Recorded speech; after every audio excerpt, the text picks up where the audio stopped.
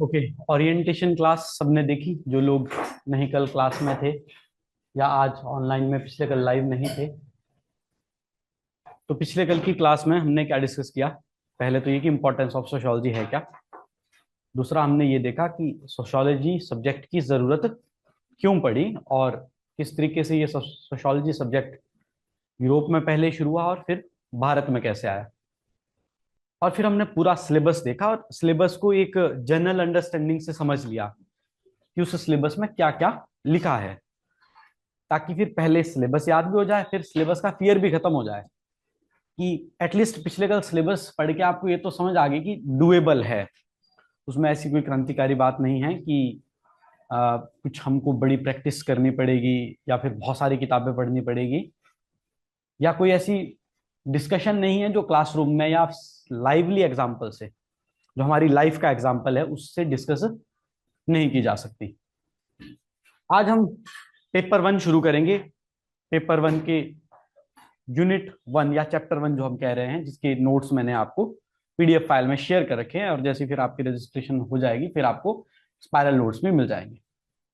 शुरू करने से पहले एक चीज जो आपके not just for sociology general आपको पता रहनी चाहिए जब आप एचएस की तैयारी कर रहे हैं, चाहे जनरल स्टडीज की बात क्यों नहीं कर रहे हैं। ये बात मैं क्लास में बहुत बार दोहराता हूँ, बार बार दोहरानी भी पड़ती है क्योंकि एक साल तैयारी करनी है, उसके एक साल बाद जाके पेपर आना है। फिर अगर मैं आपको महीने दो महीने में ये बात बता रहा हूँ तो उसमें आपका ये फायदा है कि कम से कम शॉर्ट टाइम के लिए थोड़ी सी मोटिवेशन आ जाए और उस पर आप काम करो। सबसे पहले क्या हो रहा है कि जब हम सोशियोलॉजी का सब्जेक्ट शुरू कर रहे हैं और कोई भी जीएस शुरू कर रहे हैं, तो देखो मैं आपको प्रिंटेड नोट्स दे रहा हूं।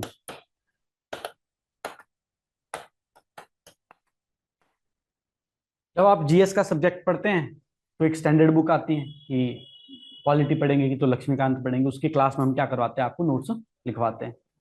मॉडर्न हिस्ट्री की स्पेक्ट्रम आती है तो उसके क्लास में नोट्स लिखवाए जाते हैं। वैसे ही सोशियोलॉजी की भी स्टैंडर्ड बुक्स आती है ना। जो लोग शायद एनरोल नहीं करेंगे, सेल्फ स्टडी करना चाहेंगे, उनके लिए मैं बता दूं तो CN Shankar Rao paper one के लिए और पेपर टू के लिए दोनों के लिए किताब आती है। ठीक है, some principles on fundamental thought of sociology paper one की है, और sociology of Indian society paper two की है। फिर उसमें वैल्यू एडिशन के लिए यूपीएससी की हम एक किताब पढ़ते हैं, Nitin Sangwan is one of the famous book sociology essential. फिर और बड़े लेवल पर पढ़ते हैं तो और बहुत सारी किताबें हैं, हैरलम्बस, रिटजर, ये सब नाम आपने सुने होंगे। तो अब वो मेहनत मैं ऑलरेडी कर चुका हूं, उसमें से जो जरूरत और हमारे सिलेबस के हिसाब से चीजें हैं, जिसमें हमारा क्या आ सकता है, सिलेबस भी आ सकता है, और हमारे जितने भी पीवाई क्यूज है उसके हिसाब से तो आपके लिए प्रिंटेड नोट्स बन चुके हैं। तो ये पेपर वन की प्रिंटेड नोट्स है। ऐसा आप स्पाइरल एक पेपर वन के लिए भी मिलेगा, एक स्पाइरल आपको पेपर टू के लिए भी मिलेगा। फिर दूसरा स्टेज आता है कि जब हम आपको पढ़ा रहे हैं तो क्लासरूम में जो डिस्कशन हुई, उस डिस्कशन का और क्या हो सकता है, ब्रीफ नोट्स लिखे जाते हैं, या फिर क्लास में क्या लिखे जाते हैं, माइंड मैप्स। ये हमारी क्लास की एक्टिविटी रहेगी। तो पिछले साल के स्टूडेंट के मैं जो क्लास में नोट्स लिखवाए, वो अब क्या है कि देखो बुक नोटबुक की साइज से पता लग जाएगा, ये थोड़ी सी 250 पेजेस की है, ये 100 पेजेस की है। ठीक है, तो इस तरीके से क्लास में नोट्स लिखे जा रहे हैं, और ये क्लास के नोट्स हैं जो डायरेक्टली आपके मॉडल आंसर बन रहे हैं आपके एग्जाम के लिए। फिर एक तीसरी स्टेज की तैयारी होती है जो हर साल बच्चे को करनी पड़ती है। इस साल मैं भी मेंस लिख रहा था, मैं 4 बार मेंस लिख चुका हूँ, एक बार इंटरव्यू दे चुका हूँ इस सब्जेक्ट में। तो ये प्रैक्टिस मेरे को भी करनी पड़ती है और ये हर साल करनी पड़ती है। जैसे इस साल जब मैंने मेंस किया तो मेरे पास ये भी है, ये मैं पढ़ाता हूँ। पर एग्जाम रेडी होने के लिए क्या चाहिए, बिल्कुल ही कीवर्ड्स जैसे नोट्स चाहिए, जिसको बोल सकते हैं कि these are the exam ready notes. 8 exam लिखने हैं, सुबह इंग्लिश का, शाम को हिंदी का, अगले दिन एसए का, अगले दिन जीएस वन का, अगले दिन जीएस टू का, अगले दिन जीएस थ्री का, हर दिन, है ना। मेंस के टाइम पे बच्चों के यहाँ पे उंगली में एक और छोटी सी उंगली तैयार हो जाती है लिखते लिखते। तो ऐसे टाइम पे जब रिवीजन बहुत सारा सिलेबस करना है तो फिर और छोटे नोट्स बनाने पड़ते हैं। अब जैसे एक यूनिट 2 यूनिट है, ये इतने पेज में, ये सिर्फ क्या लिखे गए हैं, पेपर जो आपका पहला चैप्टर है वो यही खत्म हो गया इस 1.5 पेज में। ये और ब्रीफ नोट्स होते हैं, ये सिर्फ क्या लिखे हैं, कीवर्ड। ये पूरा पेज भी नहीं है, पूरे पेज का क्या है, हाफ। ये वाली तैयारी आपको हर हर बच्चे को करनी पड़ती है। मैं एग्जाम लिख रहा हूं, मैं भी करूंगा, आप लिख रहे हो, आपको भी करनी पड़ेगी। ये क्या होता है, जो मैं आपको बोलता हूं कि भाई एक बार नोट्स बनने के बाद एक होता है रिवीजन, और फिर उतनी बार तक रिवीजन करना पड़ता है जितनी बार तक पेपर आप लिख रहे हो, जितनी बार आप पेपर में बैठ रहे हो। तो यहां तक की तैयारी तो हो जाएगी, ऑलरेडी हो चुकी है। ड्यूरिंग द क्लास हम ये वाली तैयारी करेंगे, और साथ में एक और चीज करेंगे, क्या कि क्लास के लिखे हुए जो नोट्स हैं इसको क्लास में डिस्कशन के साथ साथ रिवाइज करेंगे, और इसके लिए क्या होंगे आपके साथ में माइक्रो टेस्ट या वीकली टेस्ट। माइक्रो टेस्ट इसलिए नाम दे रहा है कि कुछ क्वेश्चन मैं क्लास में ही लिखवा रहा हूं, और कुछ वीक के एंड में टेस्ट आपके जैसे जीएस के रखे जाते हैं वैसे रखे जाएंगे। तो टोटल हम सेक्शनल टेस्ट इसमें कंडक्ट करवाएंगे। ठीक है, पेपर 1 में 3 सेक्शनल टेस्ट करवा लेंगे, पेपर 2 में 2 सेक्शनल टेस्ट करवा लेंगे, फिर एंड में क्या करेंगे, हम एक फुल लेंथ टेस्ट सीरीज करेंगे। फिर उसके ऊपर क्या करना है आपको, जब यहां पर ऑलरेडी आपने 50-60 क्वेश्चन लिख लिया, फिर इसके आपने कीवर्ड्स क्या बनाने, अपने माइक्रो नोट्स। तो मैं आपको बता रहा हूं, अब ये मैं आपको दे भी दूंगा तो समझ नहीं आएंगे ना आपको, ये तो मैंने अपने लिए लिखे, जो मुझे याद नहीं रहता है वो मैंने इसमें लिखा है। ऐसा इसलिए भी करना पड़ता है कि हमारा जो ऑप्शनल है समझने के लिए आसान है, पर प्रिपेयर करने के लिए मुश्किल भी है। बहुत ही आसान होता तो 600 के 600 बच्चे रख लेते। फिर मुश्किलात ये भी है कि यहाँ पे हमको क्या करने पड़ते हैं, याद कीवर्ड्स याद रखने पड़ते हैं, क्योंकि वो कीवर्ड्स किसी पर्टिकुलर थिंकर ने बताए हैं। इसके नाम के बिना आपका आंसर अधूरा हो जाएगा। आप जनरल अंडरस्टैंडिंग से नंबर लिखोगे 10 में से 5, थिंकर के साथ लिखोगे 10 में से 7 और 8। तभी जो लोग बिना पढ़े जा रहे हैं सोशियोलॉजी में, वो भी 200 में से 100 नंबर लाने हैं। और हम 100 नंबर के लिए थोड़ी नहीं ऑप्शनल पढ़ रहे, हमको तो 140-150 नंबर चाहिए, समझ रहे बात। तो जो लोग जैसे मास्टर्स जो पढ़ रहे होंगे, मास्टर्स के बाद नेट वगैरह का एग्जाम देते हैं, है ना, जैसे अभी टीजीटी के सिलेबस में भी सोशियोलॉजी आ गया, तो यहाँ पे सवाल ही ऐसे आते हैं, थिंकर का नाम याद है कि नहीं है, एमसीक्यू बेस्ड जो है नॉलेज थिंकर बेस्ड पे चेक होती है। तो ये हमारी जर्नी रहने वाली है अभी अगले 2.5 महीने जब हम ऑप्शनल क्लास में पढ़ रहे हैं, और फिर उसके बाद 15 दिन सिर्फ जब आपने क्या करना है, ऑप्शनल प्रिपेयर करना है। एक बार कोचिंग करने के बाद इतना आपका अच्छा स्ट्रॉन्ग होल्ड सोशियोलॉजी हो जाएगा कि 15 दिन इनफ रहेंगे, आप सोशियोलॉजी को क्या कर पाओ, पेपर के लिए प्रिपेयर कर पाओ। जिसमें मैंने आपको बोला भी कि 10 दिन पेपर 1 और 5 दिन पेपर 2, क्योंकि पेपर 2 का तो सिलेबस ही बहुत छोटा बचेगा, कल आप ये बात समझ गए। ठीक है, तो अभी मैंने आपको यूनिट 1 चैप्टर 1 के नाम से एक पीडीएफ जो शेयर की है, इसको रेफरेंस करके आपने पढ़ना है, और हम अपना पहला यूनिट पढ़ने जा रहे हैं। उसके सिलेबस की 3 लाइन है, और 3 लाइन पे डायरेक्ट सवाल बनते हैं। पहली लाइन लिखी है meaning, nature and scope. PYQ साथ में दिए हुए, मैं आप पहले ही बता देता हूं, ये मीनिंग के ऊपर 5 मार्क्स का क्वेश्चन बनता है, एंड नेचर एंड स्कोप के ऊपर 10 मार्क्स का क्वेश्चन बनता है। ठीक है, फर्दर जब हम स्कोप भी पढ़ेंगे तो स्कोप के अंदर भी 2 अलग अलग स्कूल्स हैं, इसके ऊपर भी सेपरेटली 10 मार्क्स का क्वेश्चन बनता है। हमने इतना इजीएस्ट वे में ब्रेक डाउन कर लिया कि सिलेबस की पहली लाइन पे 3 ही सवाल पॉसिबल है। ये हमारे आज की क्लास में रेडी हो जाएंगे। फिर आगे लिखा है emergence of sociology. Emergence of sociology खुद में एक 10 मार्क का क्वेश्चन है, पहले 20 मार्क का भी आया करता था। इमरजेंस ऑफ सोशियोलॉजी के जो पहलू हैं, जिसमें इंडस्ट्रियल रेवोल्यूशन है, जिसमें फ्रेंच रेवोल्यूशन है,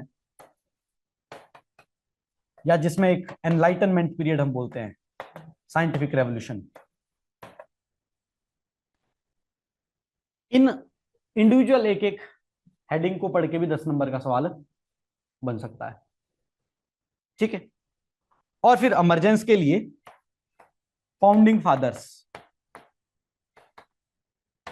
जो शुरुआत में सोशियोलॉजी सब्जेक्ट के बारे में लिख रहे थे, जिसमें कार्ल मार्क्स है, जिसमें हर्बर्ट स्पेंसर है, जिसमें मैक्स वेबर है, जिसमें माइल दरखाइम है, ठीक है, जो सोशियोलॉजी का शुरुआत का क्या लिख रहे हैं, सब्जेक्ट मैटर लिख रहे हैं, और फादर हिमसेल्फ ऑगस्ट कॉम्ट।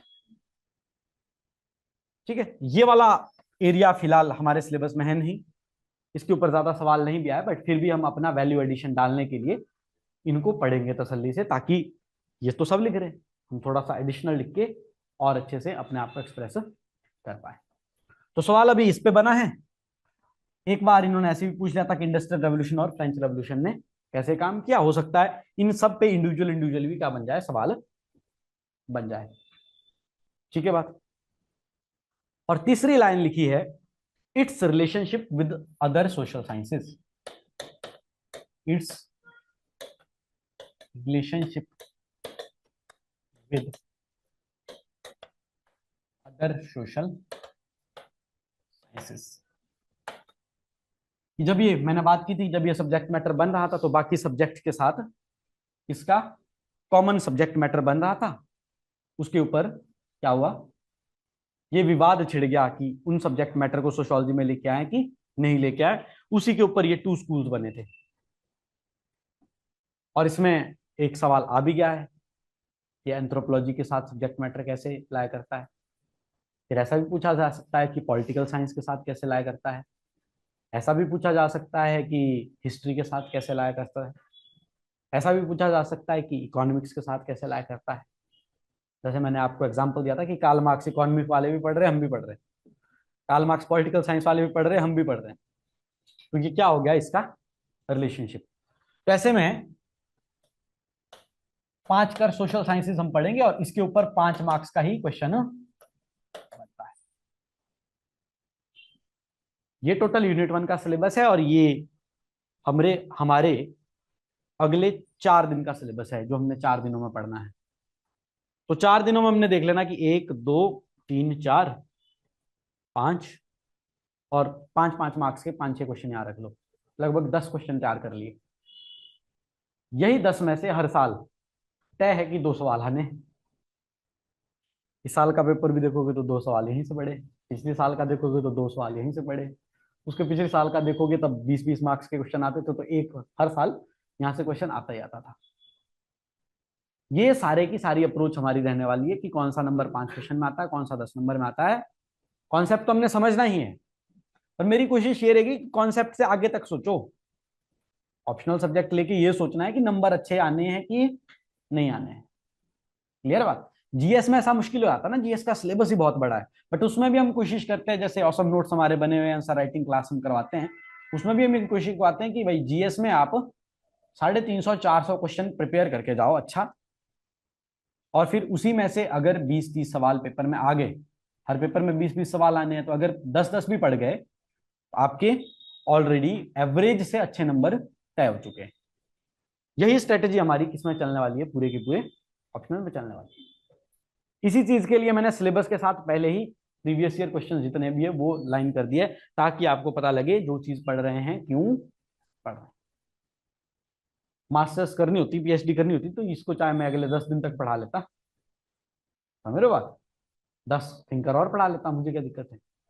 पर उतना ही पढ़ना है जितना हमारी जरूरत का है, उतना ही हमको बार बार क्या करना है, रिवाइज करना। क्लियर होगी बात। ये पहले यूनिट का सिलेबस समझ आ गया विस्तार से।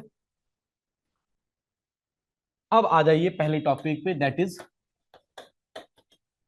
Meaning of sociology. अब सोशियोलॉजी है क्या, it is a study of society. थोड़ा अच्छा कैची वर्ड डालेंगे, कीवर्ड डालेंगे जो इसको और ज्यादा डेप्थ दे इस सब्जेक्ट को, that is it is scientific way to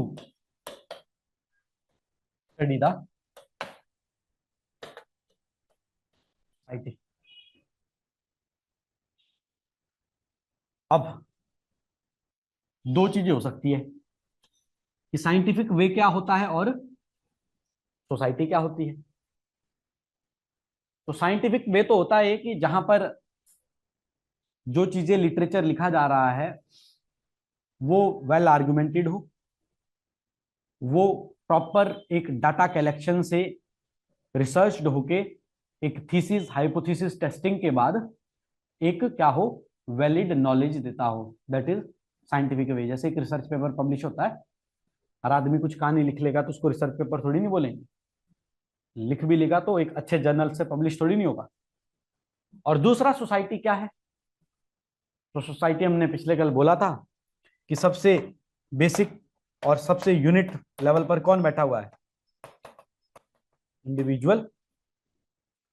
individual साथ में मिलकर क्या करेंगे? इंटरेक्शन। बहुत लंबे समय तक एक इंटरेक्शन होगी, बार बार वो इंटरेक्शन होगी, तो क्या बन जाएगा? एक पैटर्न। बहुत सारे पैटर्न फिर अलाइड हो जाएंगे तो साथ में क्या करेंगे? फॉर्म एक स्ट्रक्चर। जब ये पैटर्न स्ट्रक्चर सोसाइटी में रेगुलराइज हो जाएंगे, किसको करने का तरीका यही है, तो यही क्या बन जाएंगे बाद में? इंस्टीट्यूशंस। अब इसी सोसाइटी की डेफिनेशन को वापस अगर हम यहां पे डालें कि sociology is scientific way to study society, तो मैं इसको ये नहीं पढ़ सकता कि sociology is scientific way to study individuals interaction और either I use word relationships.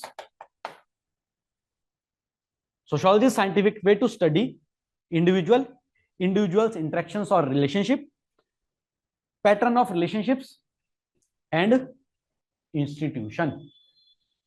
बन गई डेफिनेशन। क्या हुआ? सिर्फ इसी को तोड़ा ना, तो एक आपके पास एडिशनल चीज होगी। तो एक डेफिनेशन, स्टैंडर्ड डेफिनेशन जो हम तैयार कर रहे हैं वो लिखो। Sociology is scientific study of society. Sociology is scientific study of society, pattern of social relationships, pattern of social relationships, social interaction and culture, social interactions and culture. Sociology is scientific study of society, pattern of social relationships, social interaction and culture. अब यहां पर लगभग सभी terms आपको समझ आ गई। एक term अभी नई इंट्रोड्यूस कर दी मैंने, क्या बोल दिया? कल्चर। कल्चर क्या है? कल्चर की सिंपलेस्ट डेफिनेशन है, it is established ways of doing things. Established way of doing things. किसी भी काम करने का जो स्थापित तरीका है उसको क्या बोल देते हैं? कल्चर बोल देते हैं। जब कोई एक नया आइडिया, नया ट्रेंड इंट्रोड्यूस होता है तो शुरुआत में वो कल्चर नहीं होता, धीरे धीरे 10 12 15 लोग उसको अडॉप्ट करना शुरू कर देते हैं, बार बार उसी चीज को प्रैक्टिस करते हैं, उसी चीज को प्रमोट करते हैं, फिर वो कल्चर बन जाता है। जैसे आजकल ट्रेंडिंग वर्ड क्या है कि वीगन कल्चर शुरू हो रहा है, सुनते ना ये टर्म आप? ये कंज्यूमरिज्म का, कंज्यूमरिस्ट कल्चर बनता जा रहा है, मटीरियलिस्टिक कल्चर बनता जा रहा है। मतलब आप मटीरियलिस्टिक चीजों को, पैसे को, वेल्थ को, संपत्ति को ज्यादा वैल्यू कर रहे हो रादर देन आइडियाज। ये चीजें होती है ना। तो जब चीजें बार बार हो, एस्टेब्लिश्ड वे हो, उस चीज को क्या बोलते हैं? कल्चर बोलते हैं। और उस कल्चर की पढ़ने की तरीके को क्या बोलते हैं? ये तरीका हो गया। अब इसकी डेफिनेशन को आगे तोड़ने मरोड़ने की जरूरत नहीं है, हमारा काम हो गया, हमसे पूछा जाएगा, हमारी इंट्रोडक्शन बन गई। अब हमको इस बात पे आना है कि भाई मेरे बोलने या आपके बोलने की अंडरस्टैंडिंग से सोशियोलॉजी का मीनिंग डिफाइन नहीं होगा। अब हमको ये बताना है कि भाई सोशियोलॉजी में बहुत सारे थिंकर्स हुए, इन थिंकर्स ने जब सोशियोलॉजी पढ़ी या सोशियोलॉजी की किताबें लिखी तो इन्होंने सोसाइटी को पढ़ने के अलग अलग तरीके अपनाए। उन्होंने जो तरीके अपनाए उस पर रिसर्च पेपर लिखे, उसकी किताबें पब्लिश हुई, वही हमने पढ़ के अब आइडिया लगाया कि इसकी डेफिनेशन इस प्रकार से लिखी जा सकती है। तो उसमें कुछ महत्वपूर्ण जो थिंकर है, जैसे सबसे पहले कौन हो गए अपने? इस्माइल दुर्खीम।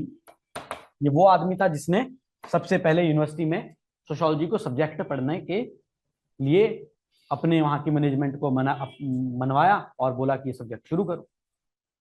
ये क्या बोलता है कि हम सोशियोलॉजी को कैसे पढ़ेंगे एज अ सोशल फैक्ट। हम सोशियोलॉजी को कैसे पढ़ेंगे एज अ सोशल फैक्ट, कि सोसाइटी में जो भी चीजें हो रही है वो फैक्ट है कि सोसाइटी में हो रही है, उसको आपको रियलिटी के साथ ऑब्जर्व करना है।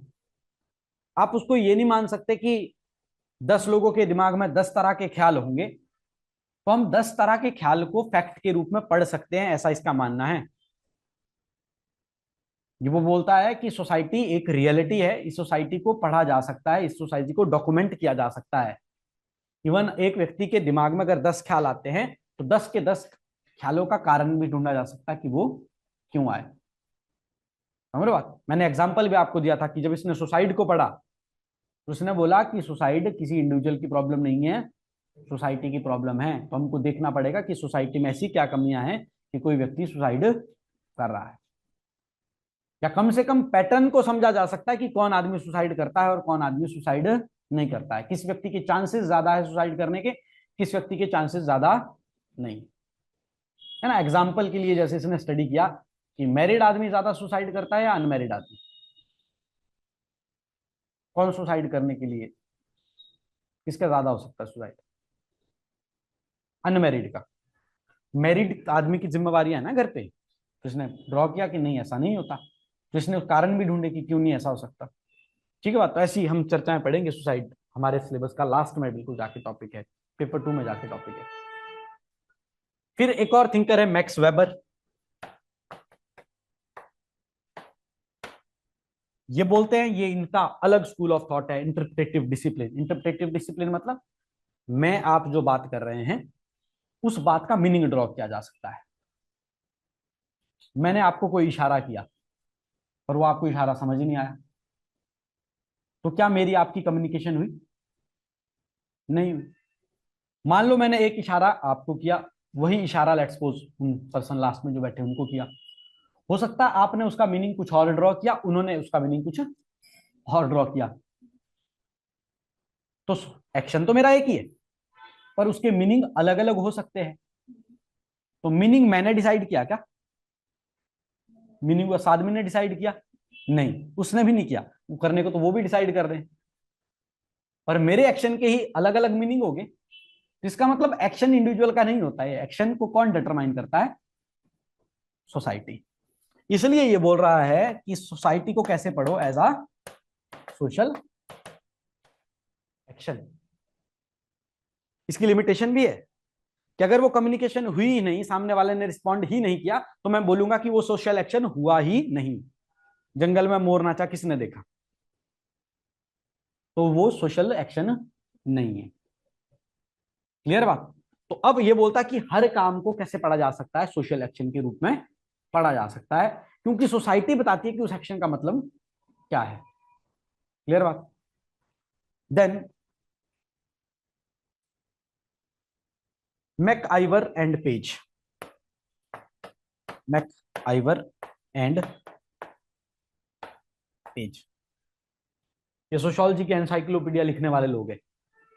हम बहुत सारी आगे ऐसी डेफिनेशंस पढ़ेंगे जो हम बोलेंगे कि इन्होंने दी है ये डेफिनेशन, क्योंकि इन्होंने सब चीजों को सोशियोलॉजी की एक तरीके से समरी बिल्ड की है।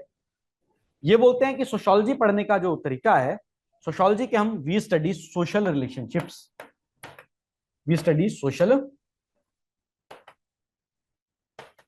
Relationships, we study social relationship. मैं आपको पढ़ा रहा हूं, मेरा आपका एक सोशल रिलेशनशिप है, डिटरमाइन किया गया है ना कि टीचर और स्टूडेंट के बीच का कैसा सोशल रिलेशनशिप रहेगा। भले जमाने में एंशियंट टाइम पे गुरुकुल भी हुआ करते थे, वो भी एक सोशल रिलेशनशिप हुआ करता था कि स्टूडेंट्स को भेजा जाता था कि गुरु के घर पे रहो, सुबह शाम उनकी सेवा करो। ठीक है, वो बोले कि भाई पशु चरा के आओ तो पशु चरा के आओ, वो बोले तो घर का काम करो, घर का काम भी करो, फिर वो पढ़ाएंगे भी, सब काम करेंगे ना। आज की डेट में हो सकता है ऐसा? क्यों? क्योंकि अलग अलग समय में अलग अलग सोसाइटी में सोशल रिलेशनशिप को अलग अलग तरीके से पढ़ा जाना है। तो फिर पूरी सोसाइटी को पढ़ने के लिए हम क्या कर सकते हैं? सोशल रिलेशनशिप भी पढ़ लेते हैं। हर दो व्यक्ति में जैसे सोशल एक्शन होता है ना, दो व्यक्ति में, तो वो एक्शन तभी हो सकता है जब उनके बीच में कोई रिलेशनशिप स्थापित हो। तो ये बोलते कि नहीं, आप क्या करो, सोशल रिलेशनशिप को स्टडी कीजिए। फिर एक और नाम हम यहां पर पढ़ेंगे, गिलिन एंड गिलिन।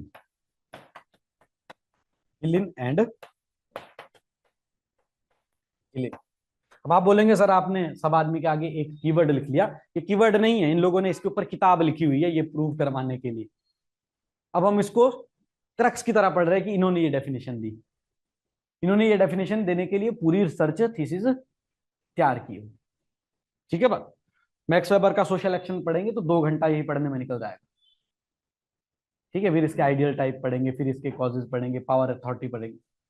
बट अभी हमने सिंपलेस्ट पढ़ दिया कि उसने सोशल एक्शन स्टडी किए। सोशल एक्शन क्या होते हैं, कितने टाइप्स के होते हैं, ये हम पढ़ेंगे जब हमारा मैक्स वेबर आएगा सिलेबस में। लास्ट गिलिन एंड गिलिन है, इन्होंने सोशल इंटरेक्शन की बात की है। सोशल इंटरेक्शन, ये जो मैंने माइंड मैप बनाया, जिस दिन सोशियोलॉजी सब्जेक्ट बन रहा होगा उस दिन थोड़ी नहीं पता था कि ये माइंड मैप ऐसे बनता होगा। ये तो अब जाके रिट्रीव हुआ है ना।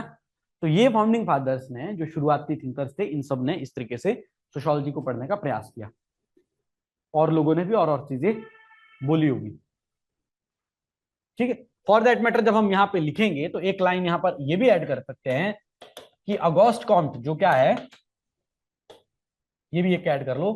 अगोस्ट कॉम्ट जो फादर ऑफ सोशियोलॉजी है, उनके लिए सोशियोलॉजी का मीनिंग क्या है, मैंने पिछले कल लिखवाया था। उनके लिए सोशियोलॉजी का मीनिंग क्या है? Social physics. सोशल फिजिक्स जो क्या है, क्वीन ऑफ साइंसेस। जो क्या है, क्वीन ऑफ साइंसेस। और इसके अंदर वो क्या चाह रहे हैं, to draw universal laws, to draw universal laws to study society. जैसे साइंस के यूनिवर्सल लॉज होते हैं ना, ग्रेविटेशनल लॉ यूनिवर्सल है, वैसे ही वो चाह रहे हैं कि सोसाइटी में भी हम यूनिवर्सल लॉ एस्टेब्लिश कर पाए और ये तय कर पाए कि सोसाइटी में क्या करने से क्या नुकसान होगा, क्या करने से क्या फायदा होगा, क्या इवेंट होने से क्या आउटकम निकल सकता है। क्लियर है बात? तो अगोस्ट कॉम्टे का ये तरीका है। फर्दर इसको और थोड़ा लिखना है, वैल्यू एडिशन और कर लेते हैं नोट्स में। तो यहां पर और लिखना है कि he studied society as social statics and social dynamics. Social statics and social dynamics. Social statics and social dynamics. जैसे साइंसेस में कांस्टेंट्स एंड वेरिएबल्स होते हैं ना, तो कांस्टेंट की वैल्यू नहीं बदलती है, वेरिएबल्स की बदलती है। वैसे ही सोसाइटी में है, कुछ चीजें ये मान रहा है कि कुछ चीजें बड़ी कांस्टेंट है, स्टेबल है, फैक्चुअल है, कुछ चीजें वेरिएबल है, वो बदल सकती है। तो उसके नाम से पता लग रहा है स्टैटिक्स एंड डायनेमिक्स। इतनी सारी डिस्कशन से वी कैन कंक्लूड कि मीनिंग ऑफ सोशियोलॉजी क्या है। कंक्लूड हो गया ना, मीनिंग ऑफ सोशियोलॉजी क्या है। तो 10 नंबर का पूछेगा नहीं, ये 5 का ही पूछेगा, इससे ज्यादा आएगा नहीं। तो आपका टॉपिक भी अंडरस्टैंड हो गया, क्लियर। अब पॉइंट इसकी मेरी आपकी जनरल अंडरस्टैंडिंग पता लग गई कि सोशियोलॉजी क्या होती है। बट सोशियोलॉजी को एज अ साइंटिफिक डिसिप्लिन पढ़ने के लिए हमको, जो मैंने आज को 5 थिंकर बताए, इनको अपना आप दोस्त मान लो। जैसे रहता नहीं याद कि उस दोस्त ने ये बोला था, उस दोस्त ने ये बोला था, है उस रिश्तेदार ने ये बोला था। ऐसे ही अब याद कर लो कि कॉम्ट ने क्या बोला था, दुर्कीम ने क्या बोला था, मैक्स वेबर ने क्या बोला था। कुछ नहीं याद रहे तो जो भी याद रहे, मैकाइवर पेज ने बोला है। ठीक है, और हमने एक और पढ़ा, कौन, Gillin and Gillin. Next topic पे जाएंगे जो 10 मार्क्स का है, that is nature and scoop. अब इसको भी 5-5 में तोड़ के पढ़ा जा सकता है। नेचर अलग से लिखा जा सकता है, स्कोप अलग से लिखा जा सकता है। इकट्ठा आएगा तो 10 मार्क्स में आएगा, नहीं तो 5-5 मार्क्स में आएगा। नेचर ऑफ सोशियोलॉजी, कि ये जो सब्जेक्ट है ये किस तरीके का सब्जेक्ट है, किस तरीके की साइंस है।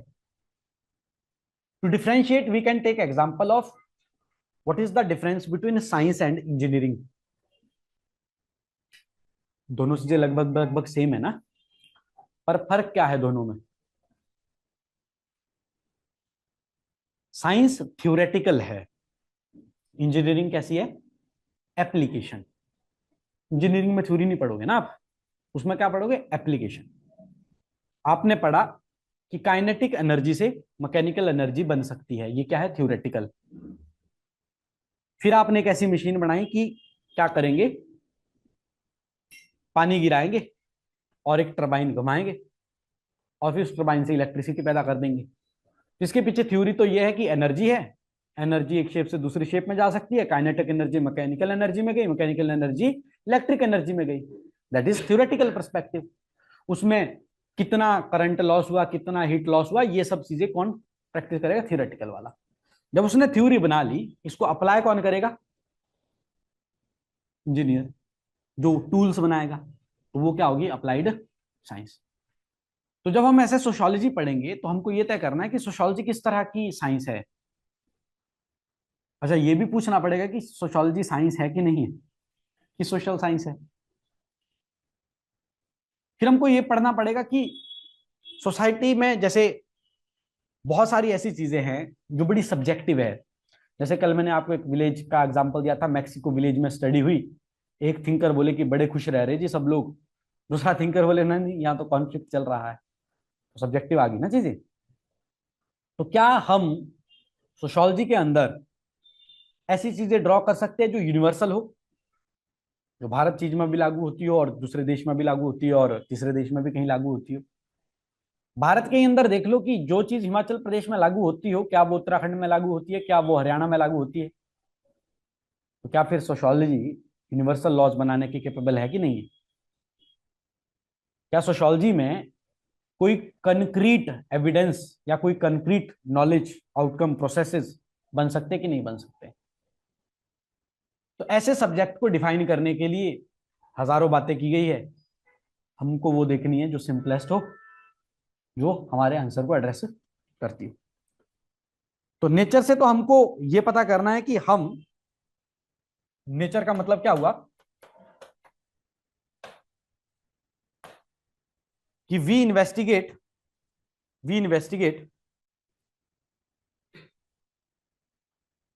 इज सोशियोलॉजी अ साइंस और अ सोशल साइंस और एन आर्ट और फिलॉसफी, और एन आर्ट और फिलॉसफी। अब मैं और आप क्या बोले, इससे फर्क कम ही पड़ेगा जब तक हम अच्छे रिसर्च नहीं करते हैं। तो इसके ऊपर जो काम किया है और जिसका आंसर दिया है, that is given by the thinker Robert Bierstedt. Robert Bierstedt, इन्होंने एक किताब लिखी, the social order.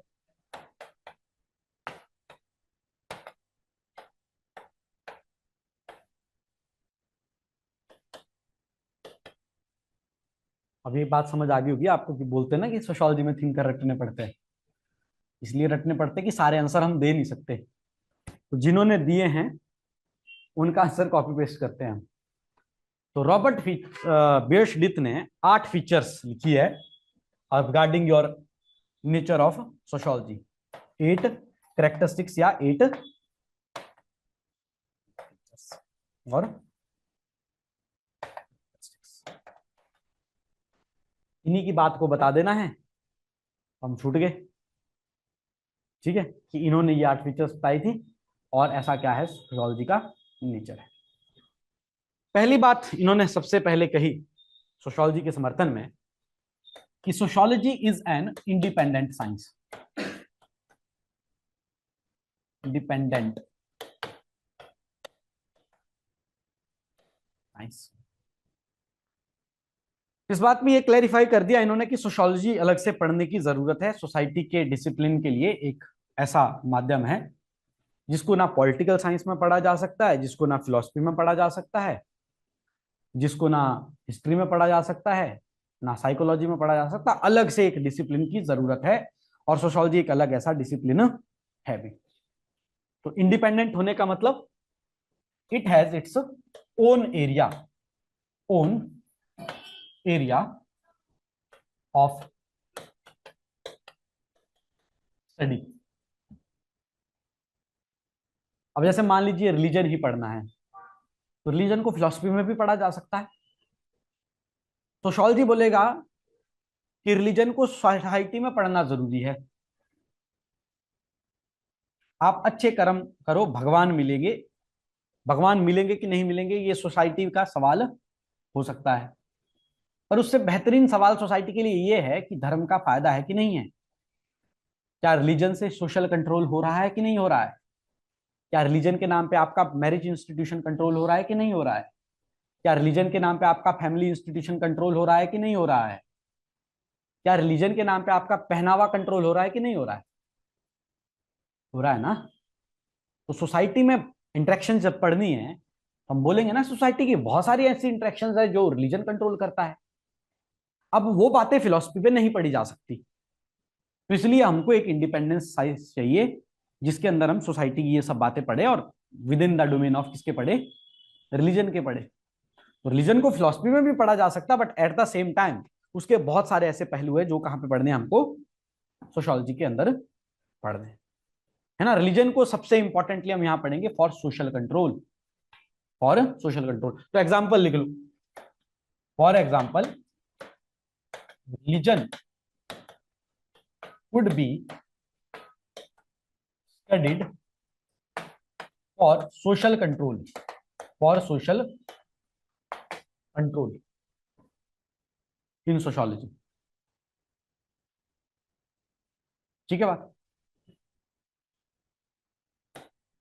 Second point, अब ये एग्जाम्पल जो है ये हमारा है, ये एग्जाम्पल जो है हमारा है, ये बीएड सिद्धित का नहीं है।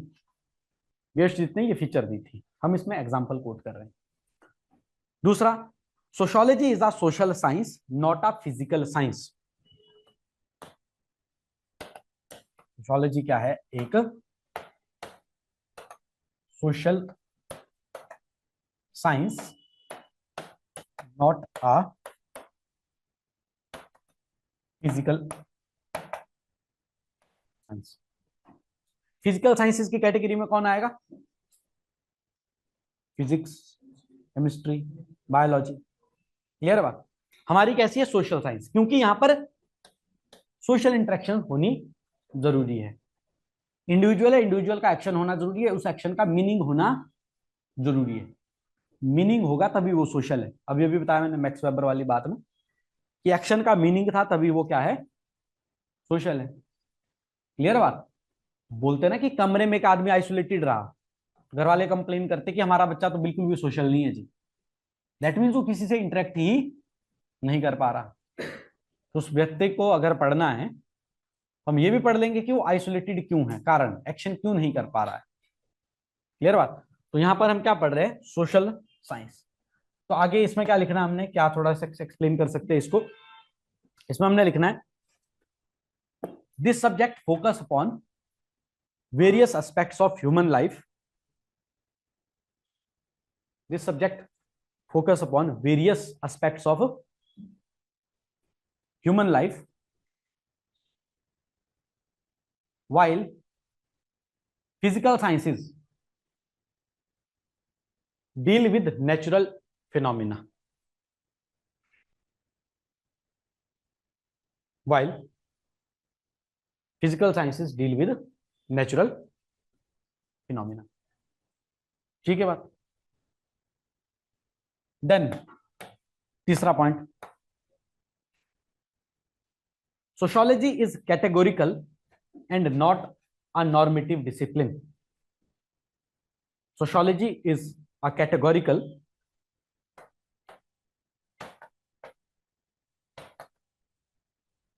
not a normative discipline, not a normative discipline। मैंने पहले ही एग्जांपल दे दिया, religion could be used for social control. Religion जब सोसाइटी के कल्चर में प्रोपेगेट किया जाता है तो हम बोलते हैं ना कि किसी का बुरा मत करो, भगवान देख रहे हैं। ठीक है, आपको कोई नहीं देख रहा, आप भले ही कैमरे की निगरानी में नहीं है, तब भी आपको ये सिखाया गया कि यार चोरी मत करो, चोरी अच्छी चीज नहीं है, ठीक है। यदि चोरी करेंगे तो ये पाप है, किसी की निंदा करेंगे तो ये एक पाप है। वो व्यक्ति नहीं सुन रहा है, नहीं देख रहा है, पर फिर भी भगवान देख रहा है, वो आपको इस पाप का, अपराध का दंड देगा। ये कौन हमको सिखा रहा है? रिलीजन में हमको सिखाया जा रहा है। पर जब सोशियोलॉजी सब्जेक्ट पढ़ा जाएगा तो हम ये नहीं बताएंगे कि या सोशियोलॉजी का थिंकर ये नहीं बताएगा आपको कि आपने क्या करना है और क्या नहीं करना है। हम ये नहीं पढ़ेंगे कि क्या होना चाहिए, हम ये पढ़ेंगे कि जो हो रहा है वो क्या है। हम ये पढ़ रहे हैं कि रिलीजन अगर आपको कुछ चीज करने से रोक रहा है तो it is a method of social control. क्यों कर रहा है हमको नहीं लेना देना उससे।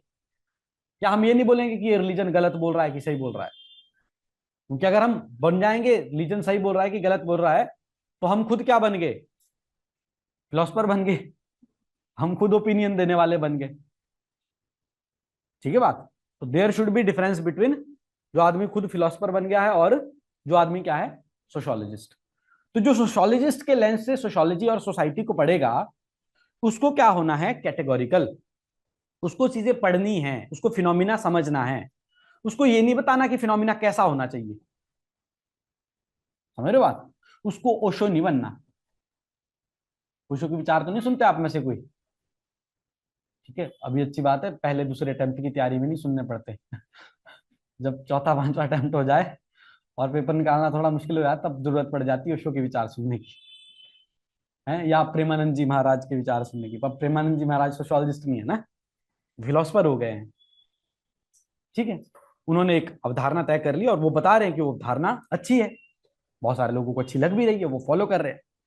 बहुत लोगों को अच्छी नहीं लग रही होगी, वो उनका क्रिटिक भी कर रहे होंगे। पर ये काम नहीं करना हमने, हमने कैटेगोरिकली चीजों को समझना है। इसमें आगे लिखिए, sociology is only interested in sociology is only interested in what is rather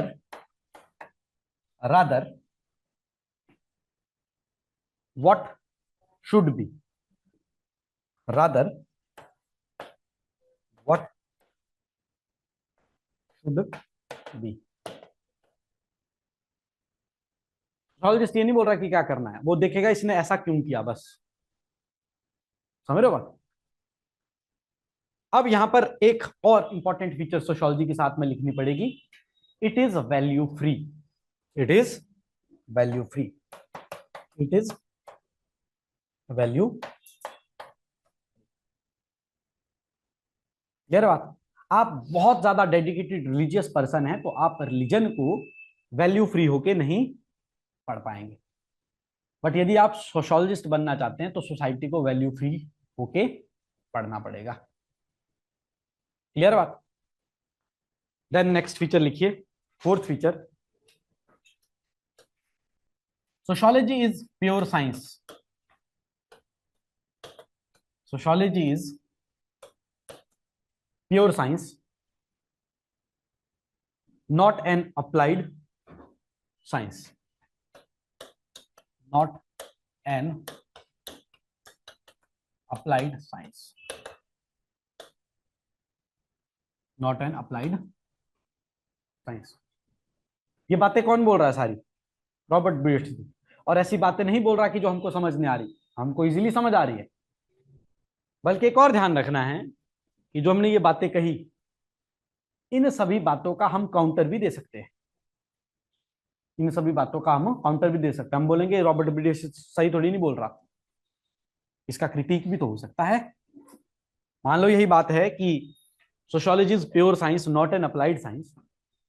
आज की डेट में सोशियोलॉजिस्ट क्या कर रहा है? अप्लाई कर रहा है सोशियोलॉजी को। मैंने आपको एग्जांपल दिया था, बिहार में इलेक्शन, यूपी में इलेक्शन थे, पॉलिटिकल साइंस में उसको अप्लाई किया, पीडीए करके एक ग्रुप बना दिया, पिछड़ा आदिवासी दलित इकट्ठे कर लिए, इलेक्शन जीत लिए। आज की डेट में प्लानिंग की जाती है, ठीक है, हिमाचल प्रदेश में अलग से सोशल वर्क और इन सब की सर्विसेज भी निकलती है। उसमें प्रॉपर सोशियोलॉजिस्ट को बिठाया जाता है और उसको बोला जाता है कि आप डाटा को एनालाइज करो और प्लानिंग करो। ठीक है, प्लानिंग करो कि सोसाइटी किस तरीके से काम करेगी। जैसे हमने बोला कि बच्चे दो ही अच्छे, तो उसमें हम क्या कर रहे हैं, पॉपुलेशन कंट्रोल कर रहे हैं। फिर हमने बोला बेटी पढ़ाओ बेटी बचाओ, एक कैंपेन चलाई। ठीक है बात।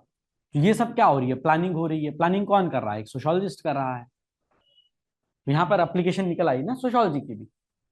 ठीक है, तो बट रॉबर्ट बियरस्टिड बोल रहा है कि ये क्या है, एक प्योर साइंस है, it is not an applied science. इसीलिए थिंकर को क्रेडिट देना जरूरी है कि उसने ऐसा रिसर्च किया था, हम इसका काउंटर मानने को तैयार हैं। तो अगर ये पूछे कि तुम्हारा क्या स्टैंड है, तो हम तो स्टूडेंट है, हम पढ़ ही रहे हैं अभी, हमने दोनों का व्यू पॉइंट लिख लिया। समझ रहे हो बात। अब इस चीज को थोड़ा सा और नोट कीजिए। Sociology as pure science is focused on acquisition of knowledge, is focused on acquisition of knowledge.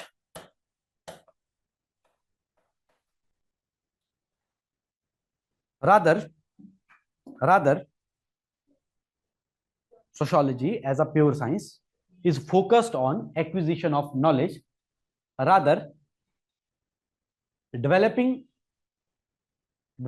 any applications, developing any applications. इसके पीछे एक मत ये भी है कि सोसाइटी में एक्सपेरिमेंट नहीं हो सकता ना, लोगों के ऊपर एक्सपेरिमेंट करेंगे क्या, कर सकते हैं लोगों के ऊपर एक्सपेरिमेंट, क्या लगता है आपको, कर सकते हैं एग्जांपल।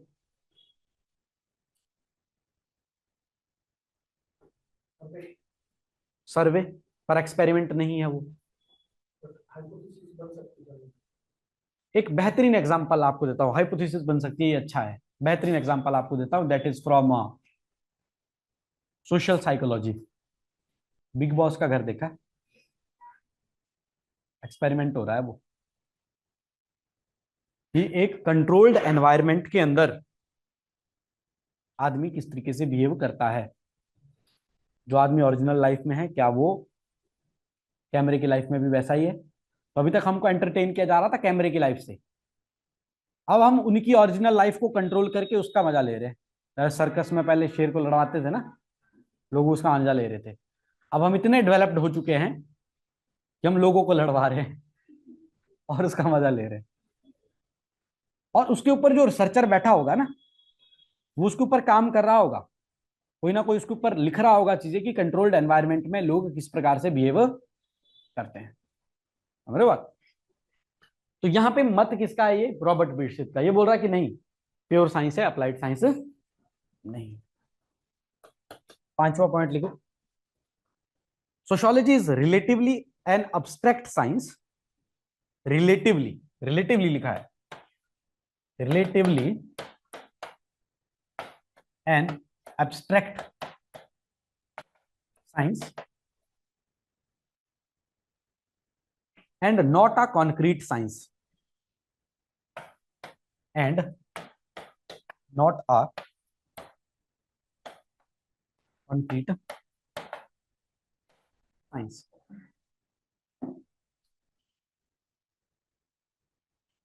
अब सोशियोलॉजी के अंदर ऐसा नहीं हो सकता कि आपने जी की वैल्यू निकाल दी, ग्रेविटी की वैल्यू आती है ना फिजिक्स में, फिर उससे एक मैथमेटिकल फॉर्मूला बना दिया, अप्लाई कर दिया, हर बार वैसा ही होगा। तो आपको पता होता है कि भाई ये इनपुट होगा, ऐसे रिएक्शन होगी, ऐसे आउटपुट होगा।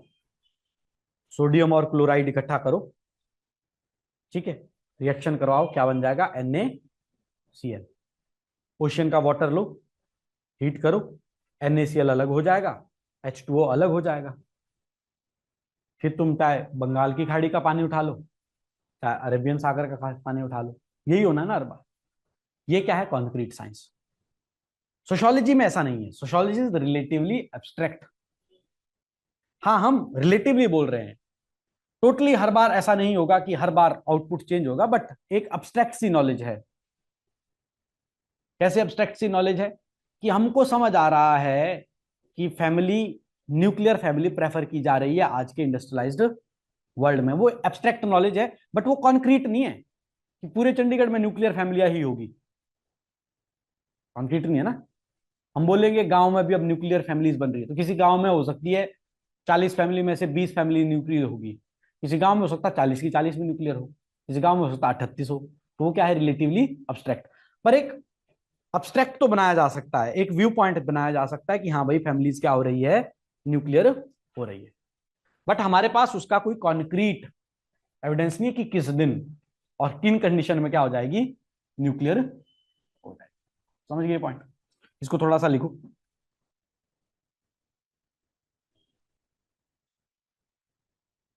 Sociology is abstract in theoretical way.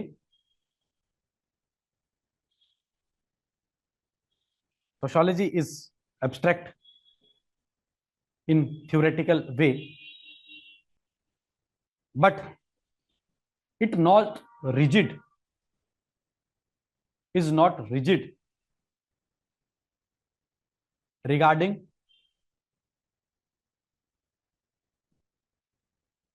phenomena of society या सोशल फिनोमिना।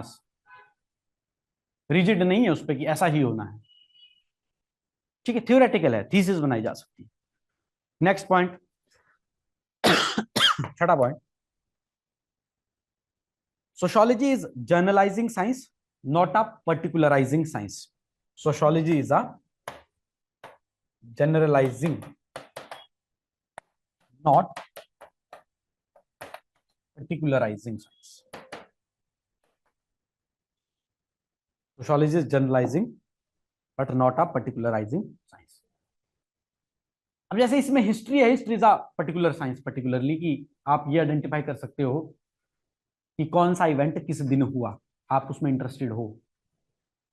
बट सोशियोलॉजी इस चीज में इंटरेस्टेड नहीं है कि कौन सा इवेंट किस दिन हुआ, ऐसा हमको पर्टिकुलर कुछ लेने की जरूरत नहीं। जब हम फ्रेंच रेवोल्यूशन की स्टडी करेंगे तो हिस्ट्री में ऐसा पढ़ा जाएगा कि किस दिन कौन सा इवेंट हुआ, किस दिन कौन सा इवेंट हुआ, किस व्यक्ति ने क्या बोला, किस व्यक्ति का क्या रिएक्शन हुआ, ये सब पढ़ा जाएगा। पर जब हम सोशियोलॉजी में पढ़ेंगे हम वो लगभग 10 साल का जो पूरा टेन्योर है, 1789 फ्रेंच रेवोल्यूशन ट्रीट किया जाता है, तो रेवोल्यूशन कोई एक दिन में थोड़ी नहीं आया होगा। बट हम इसमें भी इंटरेस्टेड नहीं है कि किस दिन किस डेट को किस मंथ को क्या क्या हुआ था, इसमें भी हमारा कोई इंटरेस्ट नहीं है। पर हम ये जरूर देखेंगे कि फ्रेंच रेवोल्यूशन के पहले और फ्रेंच रेवोल्यूशन के बाद लोगों के बीच की जो इंटरेक्शन है उसमें क्या चेंज हुआ, लोगों का जो पॉलिटिकल स्टेटस है, सोशल स्टेटस है, उस स्टेटस में क्या बदलाव हुआ, लोगों के जो सिविल राइट्स है वो पहले कैसे थे और वो सिविल राइट्स बाद में कैसे हुए, लोगों का लाइवलीहुड पहले कैसे था और लाइवलीहुड बाद में कैसे हुआ, ताकि हम उन सब चीजों को क्या कर सके, जर्नलाइज कर सके कि फ्रेंच रेवोल्यूशन से क्या हुआ। हम फ्रेंच रेवोल्यूशन को ओरिजिन मान रहे हैं अपने सब्जेक्ट का, क्यों? क्योंकि जो हमारे थिंक करते वो इसी से प्रभावित हुए कि किस प्रकार से एक रेवोल्यूशन होने की वजह से लोगों के रिलेशनशिप्स बदल गए, लोगों के सोचने का तरीका बदल गया। इंडस्ट्रियल रेवोल्यूशन से लोग गांव में रहने के लिए जो खुश थे वो अब शहरों में जाने के लिए खुश हैं।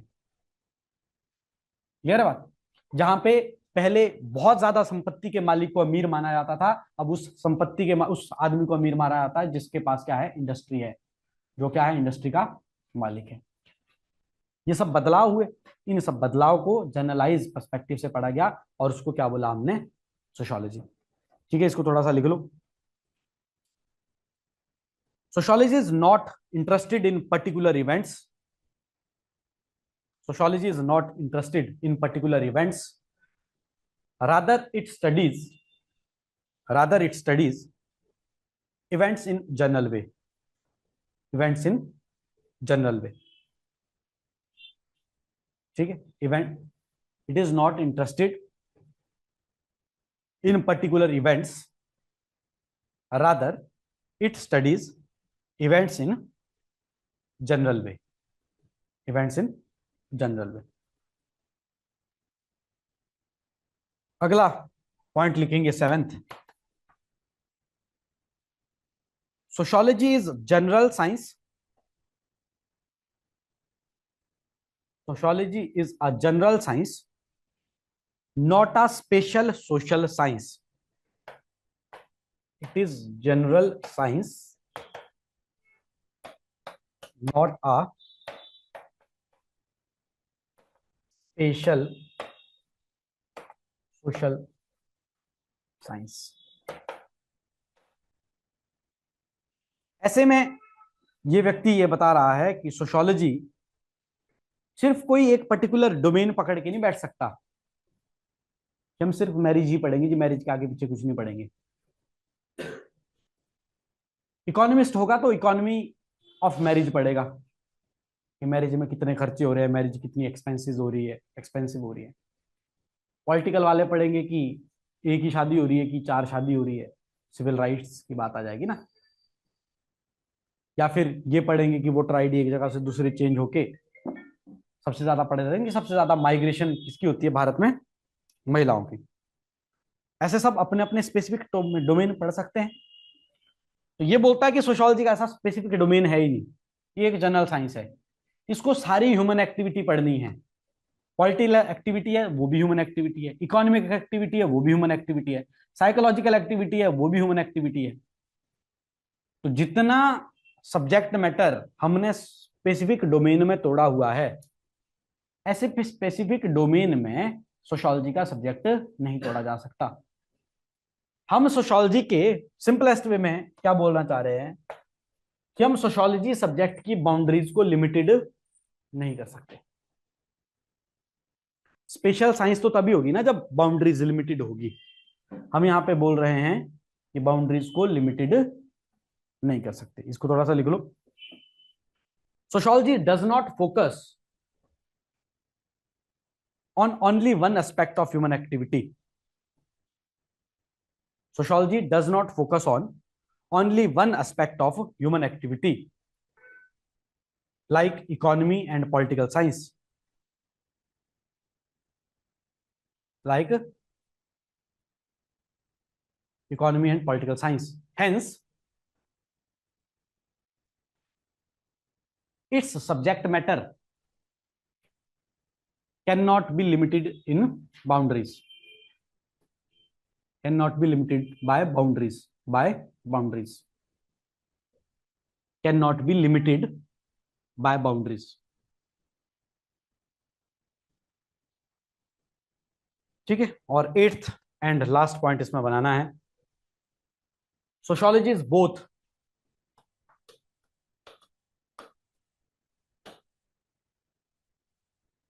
rational and empirical science. Rational and empirical science.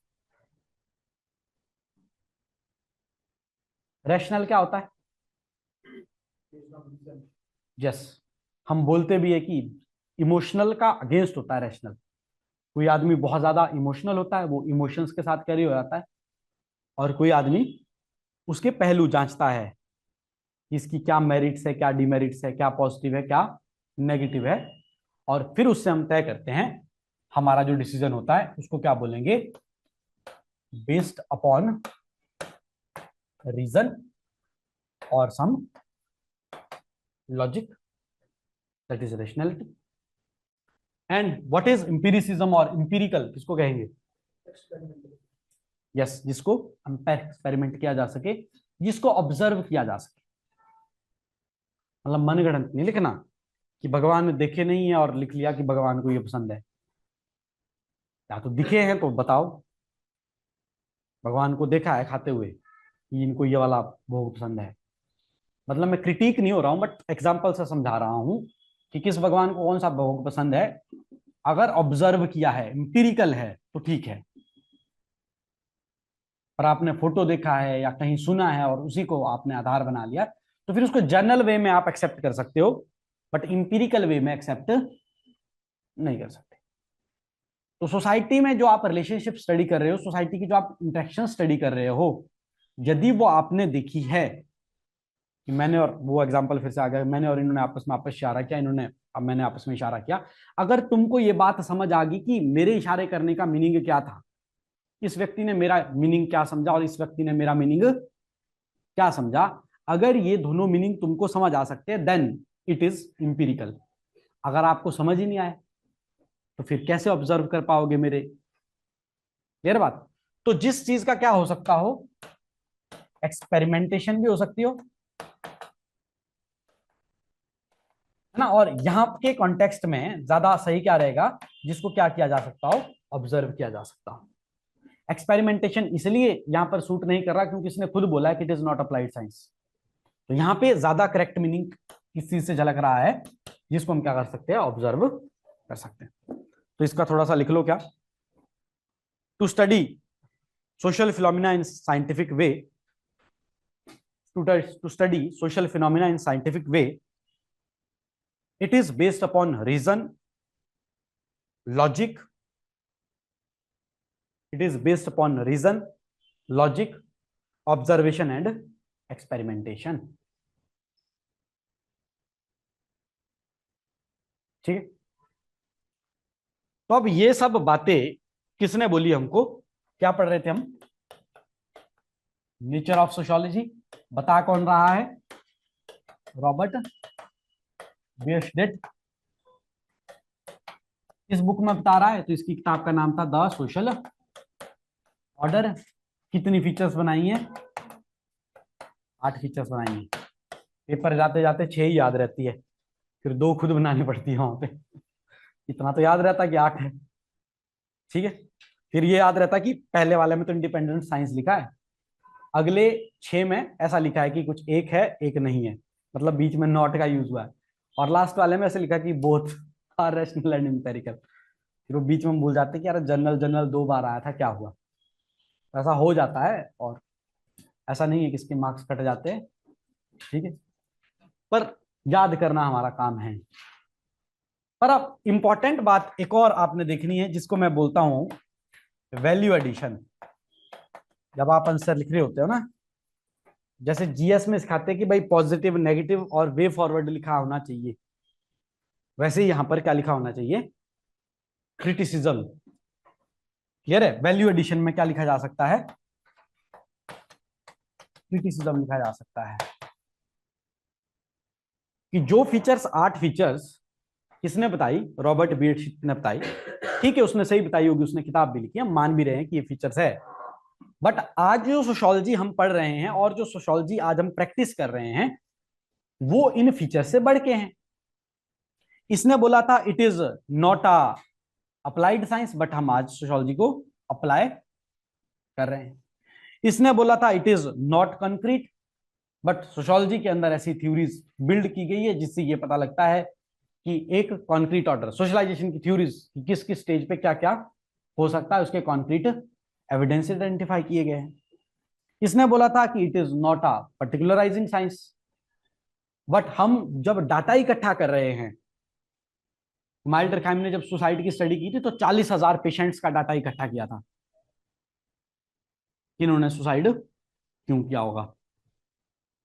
तो वो एक डाटा बेस्ड हम आउटपुट निकाल रहे हैं ना, कि इतने डाटा से हमने पता किया कि 40,000 में से लेट्स सपोज कि भाई 35,000 लोग थे जो अनमेरिड थे, 5,000 लोग थे मैरिड थे। फिर हमको पता लगा कि unmarried people are more prone to suicide than married people.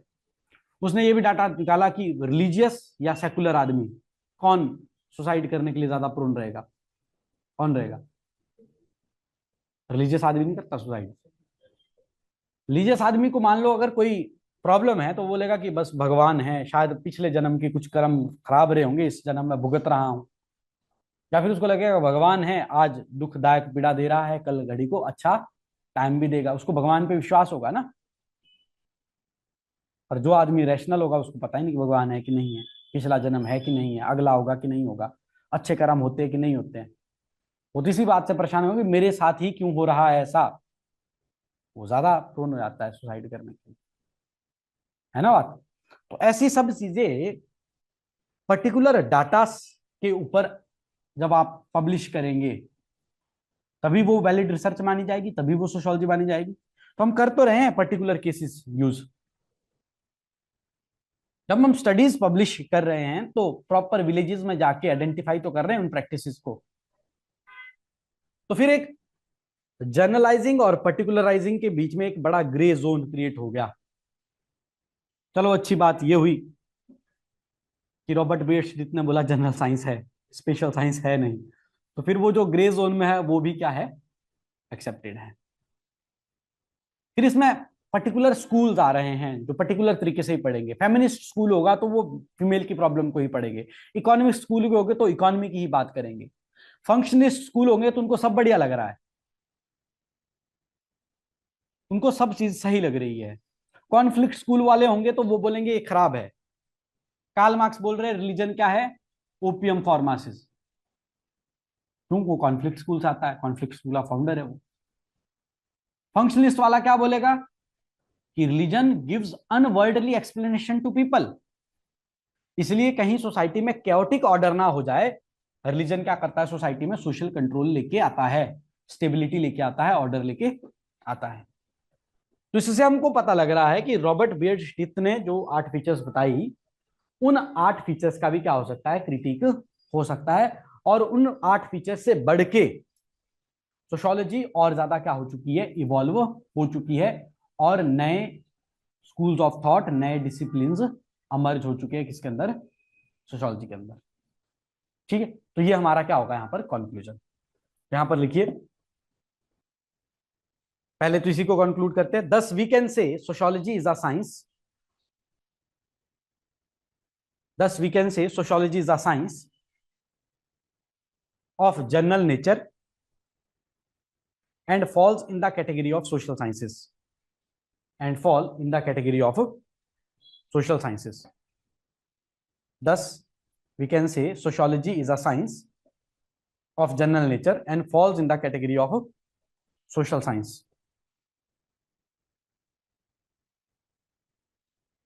और एक और चीज लिखेंगे, however today, अब आगे का क्रिटिक लिख रहे हैं, नया पैराग्राफ बना सकते हैं इसको। however today sociology has evolved and has broadened its nature and scope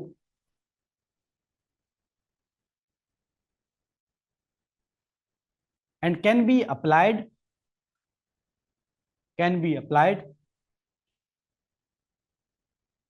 and studied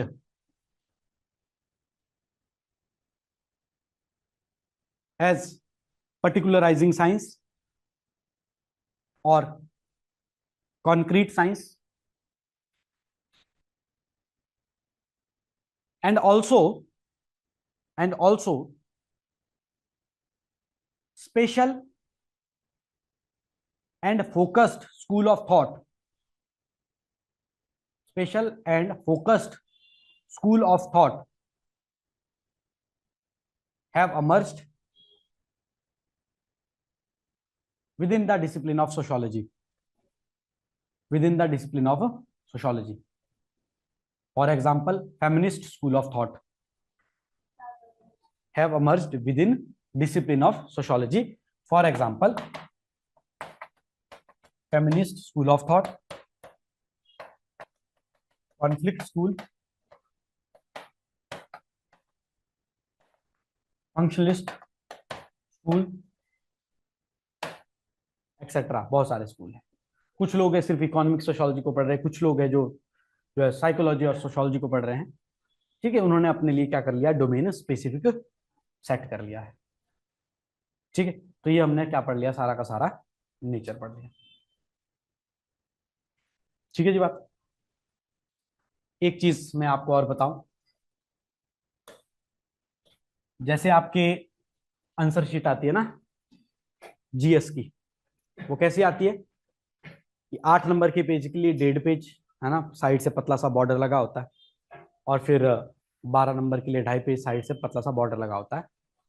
sociology की आंसर शीट आती कैसे है, तो ऐसे प्लेन पेपर आएंगे पतले से, उसमें ऐसे एक लाइन लगी होगी, काफी बड़ी लाइन, मतलब लगभग 1 इंच, मतलब 3-4 सेंटीमीटर ब्रॉडर लाइन, फिर ये इतनी सी जगह बची होगी। फिर दूसरे पेज पे जाओगे तो उसमें भी ऐसा ही होगा। दूसरे पेज में ये ऐसा दिखेगा कि इस साइड को इतनी बड़ी लाइन लगी होगी, इतनी सी जगह लिखी होगी। तो 5 मार्क्स में हम कोशिश करते हैं कि भाई यहां से लिखना शुरू करें, यहां पे खत्म करें। अब मैं काफी देख रहा हूँ कि कुछ बच्चे ना बड़ा टाइट टाइट सा लिखते हैं, तो आपको जनरली पता है कि थोड़ा एचएस में खुला खुला लिखना पड़ता है, जीएस में तो खास करके, नहीं तो पेपर ही कंप्लीट नहीं होता। तो आप एक शीट में लगभग ये मान के चलिए कि 16 से 18 लाइंस लिखी जाती है। अगर आप 20 कर लिख रहे हो, काफी लोग लिखते हैं 20-21, मतलब अब मेरे को कॉपीज चेक करते हुए पता लग चुका है, तो मैं आपकी कॉपी देख के बता सकता हूँ कि किसने ज्यादा लाइंस लिखी है ना। जैसे मैंने को इनकी कॉपी दिख रही है, मेरे को पता आप ज्यादा लिख रहे हो, ठीक है बात। तो कोशिश करो थोड़ा खुला खुला लिखना, 16 से 18 लाइंस। तो 5 मार्क्स में हमने 2 शीटें भरनी है। 10 मार्क्स में कोशिश करो 3-4 हो जाए, बड़ा मुश्किल हो जाए तो 5, नहीं तो उससे ज्यादा नहीं लिखना है। बहुत ज्यादा लिखोगे एग्जामिनर परेशान हो जाता है पढ़ पढ़ के, क्योंकि अगर आप अच्छे से तैयारी करके आए हो तो बड़े क्रिस्प और ब्रीफ, जब सिलेबस ही क्रिस्प और ब्रीफ है तो आंसर भी क्रिस्प और ब्रीफ होना चाहिए। क्लियर बात। तो ऐसे करके हमारे 2 टॉपिक पूरे हो गए। तो अब देखो काफी चीजें मैंने नोट्स में लिखी हुई है, उससे जो मैं चीजें लिखवा रहा हूं ये खुद में क्या है, आंसर है। ये खुद में क्या है, आंसर है। मेरा पेपर होता तो ये आंसर होता मेरा, समझ रहे हो बात। अब तीसरे टॉपिक पे आ जाते हैं, आगे क्या लिखा है, स्कोप। अब स्कोप का मतलब क्या है, वो जो बात की थी हमने कि बाउंड्री कहां सेट करेंगे, कहां तक पढ़ेंगे। सारा ही पढ़ लेंगे, ब्रह्मांड का ज्ञान तो ये भी नहीं हो सकता। पढ़ेंगे कहां का, इस अर्थ का ही, अर्थ में भी कहां का, जहां पे लोग रह रहे हैं। जहां जंगल है कोई भी नहीं रह रहा, वहां हमको कुछ नहीं लेना देना। अकेला आदमी तपस्या करने चला गया, उससे भी हमने कुछ नहीं लेना। जहां ह्यूमन एक्टिविटी हो रही है वहां तक का हमारा स्कोप है। फिर उसमें चाहे पॉलिटिकल साइंस आए, उसमें चाहे हिस्ट्री आ जाए, उसमें चाहे इकोनॉमी आ जाए, उसमें चाहे साइकोलॉजी आ जाए, और वो सब हमारा क्या है, स्कोप है। और ये तो हमें आज पता है ना कि यहाँ तक हमारा स्कोप है, it is a general science, जहाँ पे ह्यूमन एक्टिविटी हो रही है उस सबको हम जोड़ेंगे, ये स्पेशल साइंस नहीं हो सकता। पर जिस दिन इस सब्जेक्ट की नींव बिठाई जा रही थी, उस दिन इस चीज के ऊपर एक तरीके का क्या था, आर्गुमेंट था। कुछ लोग बोल रहे थे कि हाँ ह्यूमन एक्टिविटी इतनी डाइवर्सिफाइड है कि पॉलिटिकल साइंस में जो चीजें पढ़ाई जा रही है वो भी सोशोलॉजी में पढ़ी जा सकती है। जो लोग इकोनॉमी पढ़ रहे हैं वो चीज भी सोशोलॉजी में पढ़ी जा सकती है। जो लोग साइकोलॉजी पढ़ रहे हैं वो भी सोशोलॉजी में पढ़ी जा सकती है।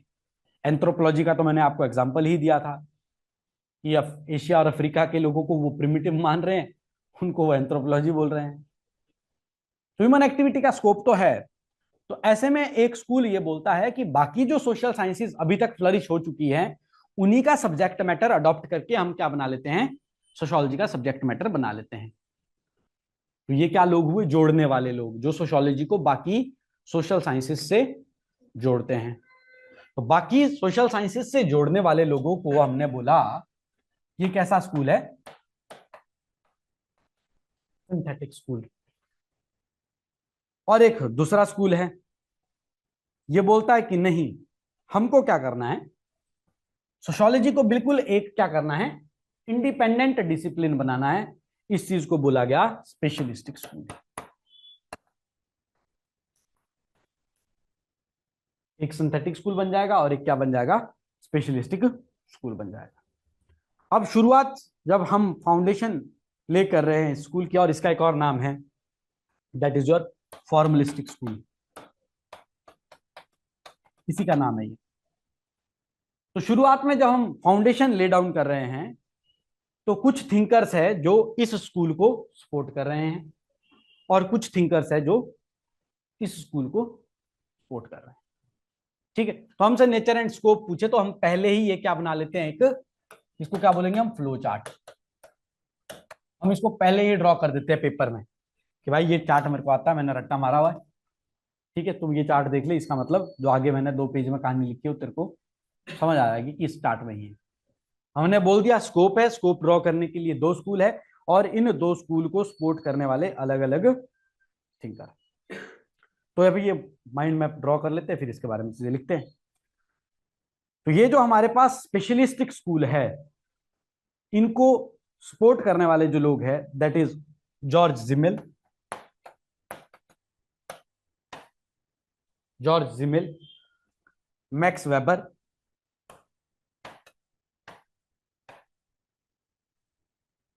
वोन वीस, वोन वीस, ठीक है। और एक और नाम रख सकते हो याद, एफ्टोनीस, एफ्टोनीस। आज ये नाम आपको ऐसे लग रहे कि नए नए नाम आए हैं। एफ्टोनीस का नाम हम 10-12 बार पढ़ लेंगे। मैक्स वेबर तो सिलेबस में ही है लगा। जॉर्ज जिमल को भी हम पढ़ लेंगे। वोन वीस का ज्यादा ऐसा सब्जेक्ट मैटर हमारे सिलेबस में है नहीं। पर ये शुरुआती लोग हैं जो स्पेशलिस्टिक स्कूल को सपोर्ट कर रहे हैं।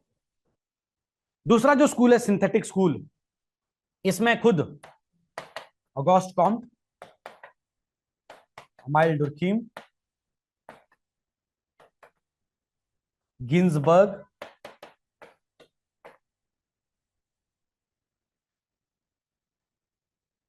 और एक और नाम लिखना है सोरोकिन, पीए सोरोकिन नाम है इनका, पृथ्वी में सोरोकिन। ये भी हमको सिलेबस में बीच में थोड़ा सा पढ़ना है। बाकी ये तो सिलेबस के थिंकर है, मेन थिंकर है कॉम्ट, डुर्कीम और वेबर, ठीक है। ये नाम आपको याद रह जाएंगे, गिन्सबर्ग, पीए सोरोकिन। ये बड़े टफ नेम नहीं है, मतलब हमने सिलेबस में बहुत बार इतनी बार पढ़ने कि ऐसे लगेंगे कि अच्छा ये सोरोकिन वहां पे साइक्लिकल थ्योरी में आएगा, एफ्टोनीज फैमिली स्टडीज में पढ़ लेगा, गिन्सबर्ग पैथोलॉजी में आ जाएगा। वो याद रहेगी चीजें, ये कोई बड़े अलग लोग नहीं है, हमारे जाने पहचाने लोग हैं, इनको यहाँ पे हमने लिखना है। तो ये शुरुआती लोग हैं, ये अलग अलग जगह पे है ना, इनके नाम से पता लग रहा है कि ये अलग अलग नेशनलिटी के लोग होंगे। इन सब ने पहले ये तय किया कि सोशियोलॉजी का सब्जेक्ट मैटर किस तरीके से लिखा जाना चाहिए। ये वाला स्कूल बोल रहा है कि हम क्योंकि इंडिपेंडेंट साइंस है और हम जो है पॉलिटिकल साइंस वालों के साथ अपना स्पेस शेयर नहीं करेंगे, हम हिस्ट्री वालों से स्पेस शेयर नहीं करेंगे, इकोनॉमी वालों के साथ स्पेस शेयर नहीं करेंगे। ये बोल रहे कि नहीं, अभी तो नया सब्जेक्ट मैटर बना ही रहे, और इन सबका जो सब्जेक्ट है, माइल्ड रुक्यूम तो है ना, उसने बेंच स्टैब्लिश करनी है, तो अभी इतने थिंकर ही नहीं थे सोशियोलॉजी में कि बेंच स्टैब्लिश कर दे, तो नया सब्जेक्ट मैटर ढूंढने के लिए अब रिसर्च चाहिए ना। अब सारे ज्ञान जो है कॉम्ट और डुर्कीम कोई थोड़ी नहीं था, रिसर्च लिखने के लिए 10-12 रिसर्च पेपर और रेफरेंस में डालने पड़ते हैं। रेफरेंस में डालने के लिए इन्होंने क्या किया होगा, और सब्जेक्ट्स का हेल्प ली होगी। क्लियर बात, मैंने आपको बताया था कि ऑगस्ट कॉम्ट ने अपनी 72 लेक्चर की सीरीज बनाई थी, वो सीरीज लिखने के लिए कहीं से तो इसने डाटा सोर्स किया होगा। इस व्यक्ति ने अपनी सोशियोलॉजी का डिसिप्लिन यूनिवर्सिटीज में शुरू कराया, तो शुरुआत में पढ़ाने के लिए कुछ तो किताबें लगाई होगी सिलेबस में, तो इन्होंने क्या किया, दूसरी सोशल साइंसेज से सब्जेक्ट को क्या क्या इंप्लॉय किया, ठीक है। अब ये कैसे डेवलप हुआ, क्या क्या चीजें इसने अंदर पड़ी, अब हमको ये देखना है कि स्पेशलिस्टिक स्कूल वालों का क्या मानना था, क्या सब्जेक्ट डेवलप करना चाहते थे, और सिंथेटिक स्कूल वाले किस तरीके से सब्जेक्ट को डेवलप करना चाहते थे, वो हम इसके अब थ्योरी में लिखेंगे। और ये शुरुआती दौर है, और फिर हम आज की डेट में पढ़ेंगे कि ये स्कोप अब क्या हो चुका है, एक्सपेंड हो चुका है। जैसे हमने बीएड शिडित का पढ़ा ना, कि भाई तूने फीचर बता दी, तूने नेचर सोशियोलॉजी का बता दिया, बट आज सोशियोलॉजी का नेचर बहुत ज्यादा एक्सपेंड हो चुका है। सिमिलरली ये कौन से स्कूल है,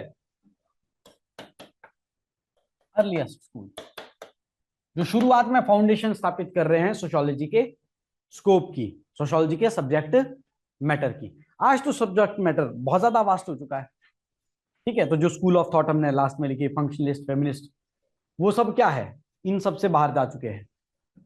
वो स्पेशलिस्टिक सोशियोलॉजी, सोशियोलॉजी में भी स्पेशल डिसिप्लिन, ये सोशियोलॉजी तो पढ़ रहे हैं पर कौन से वाली, फेमिनिस्ट स्कूल से हो कि कॉन्फ्लिक्ट स्कूल से हो कि फंक्शनलिस्ट हो, क्या हो, समझ लो बात।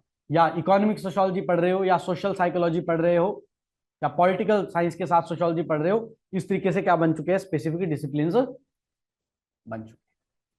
क्लियर बात। तो अब इसकी थोड़ी सी थ्योरी और नोट मेकिंग, जो मैं आपको बोल रहा हूं कि खुद में क्या है एक आंसर, आप इसमें लिखिए। Scope determine the subject matter of, scope determine the subject matter of any subject,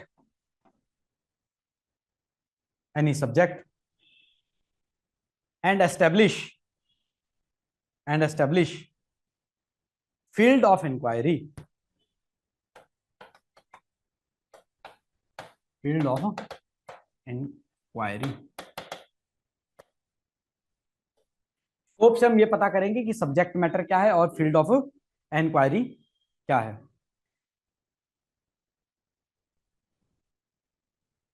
during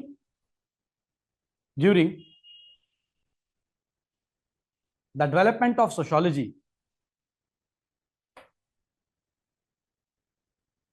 at earliest phase at earliest phase, two main schools of thought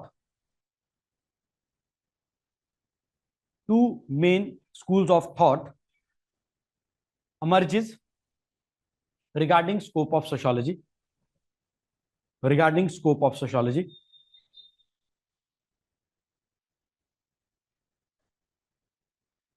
which differs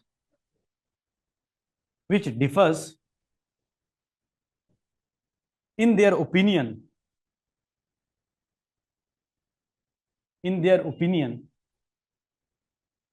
about scope of sociology.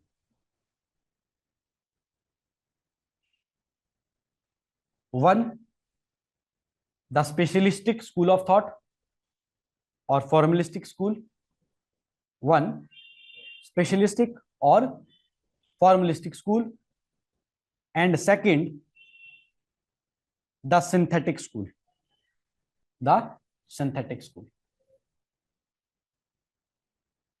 ठीक है, जो आपको अभी मैं चीजें लिखवा रहा हूं, इट इज वेरी ऑर्गेनिक। ऐसा नहीं है कि मैं नोट्स को कॉपी पेस्ट करवा रहा हूं। बेसिस यही है, ये ऑर्गेनिक है। मतलब आपको मैं एक चीज सिखा रहा हूं कि आंसर लिखना कैसे है, एक प्रॉपर फ्लो की, ऐसे इंट्रोड्यूस करना है, ऐसे पॉइंट बनाने हैं, फिर ऐसे तोड़ना है उसको। अब बड़ी हेडिंग डालोगे, कौन सी? फॉर्मलिस्टिक और स्पेशलिस्टिक स्कूल। अब क्या लिखोगे? This school of thought was supported by George Gmail. S है, उसको जी पढ़ रहे हैं। जॉर्ज जिमेल, मैक्स वेबर,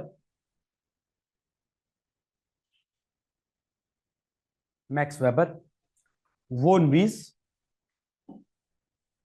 वीज, डब्ल्यू है दूसरे वाले में, VON WIESC, von Wiese, and F टोनीज।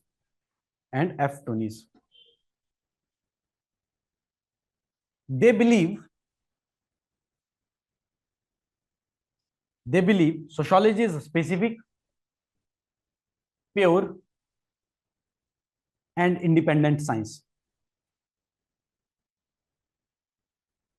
Hence, specific, pure, and independent science. Hence,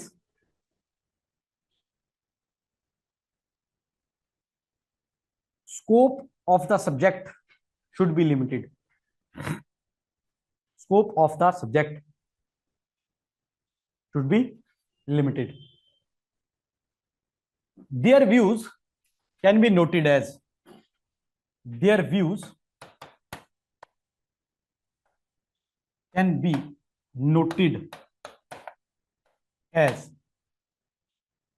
one. अब छोटे छोटे पॉइंट बनाएंगे, सब पॉइंट इसके। One, sociology need not to study all events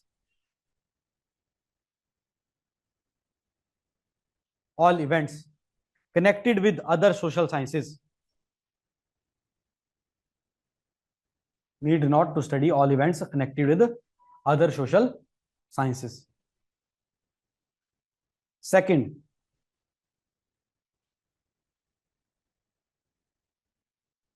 sociology studies social relationships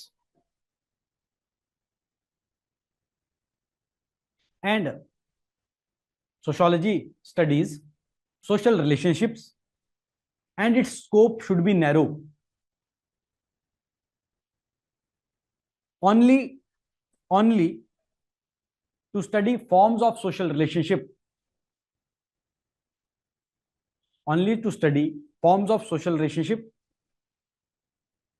not its content,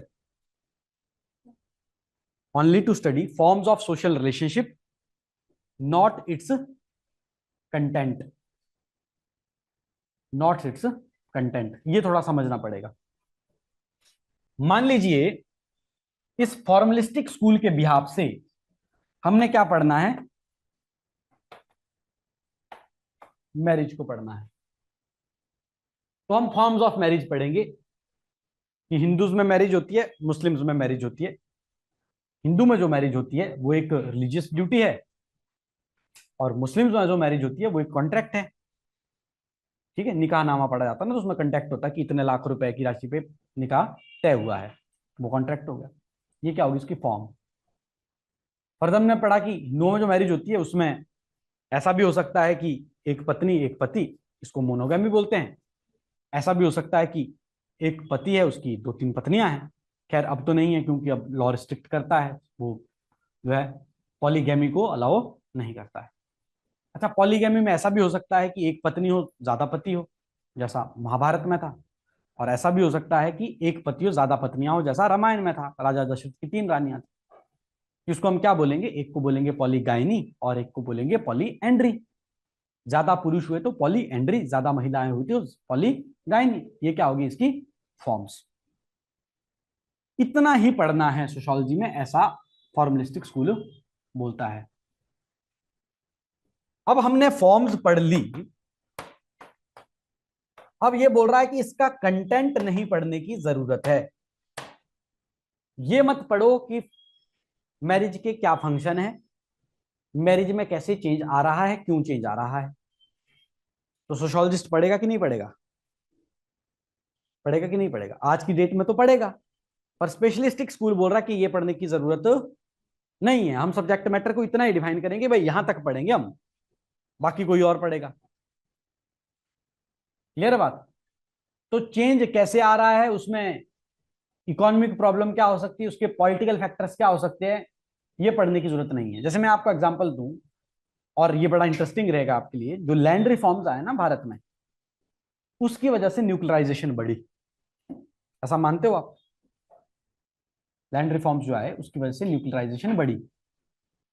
कैसे बढ़ी, तो हर व्यक्ति पे लैंड सीलिंग लगी कि एक व्यक्ति इतनी ही लैंड रख सकता है। तो लैंड व्यक्ति के हिसाब से नहीं होती, हमारे यहाँ फैमिली हाउस होल्ड के हिसाब से होती है।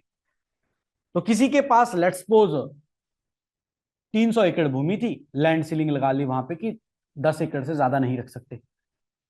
फैमिली में लेट्स सपोज 5 भाई थे, उन्होंने क्या किया कि देखो अगर तो एक ही राशन कार्ड रखेंगे तो सिर्फ 10 ही एकड़ रख पाएंगे। हम क्या करते हैं, सारे राशन कार्ड तोड़ देते हैं, और ये वाली जमीन तेरे नाम कर देते, ये वाली जमीन तेरे नाम कर देते, ये वाली जमीन तेरे नाम कर देते, ऐसे करके 5 भाइयों ने 10 एकड़ जमीन कर ली, तो 50 एकड़ रह गई। बट एक शुरुआत तो हो गई ना। मान लो 5 में से कोई 2 भाई थे, ठीक है, उनको वो चाह ही रहे थे कि उनके नाम पे जमीन हो जाए, फिर वो अलग हो जाए घर से। तो न्यूक्लियराइजेशन को बढ़ावा मिला कि नहीं मिला, मिला कि नहीं मिला। तो लैंड रिफॉर्म्स एक पॉलिटिकल मेजर है, उसकी वजह से फैमिली के इंस्टीट्यूशन पे इंपैक्ट पड़ रहा है, तो इसका कंटेंट प्रभावित हो रहा है कि नहीं हो रहा है। ये कंटेंट सोशियोलॉजिस्ट को पढ़ना है कि नहीं पढ़ना है। तो स्पेशलिस्टिक स्कूल और फॉर्मलिस्टिक स्कूल बोल रहा है कि नहीं पढ़ना है। इतना ही पढ़ो कि एक फैमिली न्यूक्लियर होती है, एक फैमिली जॉइंट होती है, क्यों होती है, किन प्रॉब्लम से इंपैक्ट होता है, किन से नहीं होता है, इसको पढ़ने की जरूरत नहीं है। पर सिंथेटिक स्कूल बोलेगा कि पढ़ो, पॉलिटिकल कोई इवेंट हुआ है, इसके सोशल रिलेशनशिप्स में क्या चीज पड़ता है ये भी पढ़ो। स्पेशलिस्ट बोलता कि नहीं, फॉर्म्स ही पढ़ो, सिर्फ और मत पढ़ो कुछ। समझ आ गई बात। थर्ड पॉइंट लिखो। अच्छा, अब ये बात क्या है कि मान लो मैंने आपको समझाई, काफी लोगों की मैं टेस्ट सीरीज शुरू करता हूँ, ये क्या कर रहे हैं, जो मैंने आपको एग्जांपल समझाया ये कहानी भी लिख दे रहे हैं। ये नहीं लिखनी है, पेपर चेक करने वाले को आती है सोशियोलॉजी। आपने लिख लिया तो उसको समझ आ गया कि क्या लिखना चाह रहे हो। अब लोग क्या करते हैं, मैं बताता हूँ एक्सप्लेन करके कि क्या लिख रहा हूँ, उस चक्कर में शीटें भर रहे 40-50 और नंबर नहीं आ रहे हैं। क्यों, क्योंकि आप सोशियोलॉजिस्ट है, ट्रेंड सोशियोलॉजिस्ट है, ट्रेंड स्टूडेंट्स है, तो आप ब्रीफ लिखेंगे तो उसको चीजें समझ आ रही। ठीक है, from scope of the subject should be limited, please repeat. Online जो हम लिखवा रहे थे, मैंने आपको लिखवाया था कि दिस स्कूल का ओपिनियन था, they believe that It is specific, pure and independent. Hence schools to be limited. फिर मैं आगे लिखवाया कि क्या लिखवाया था, their views can be noted as, their view can be noted as.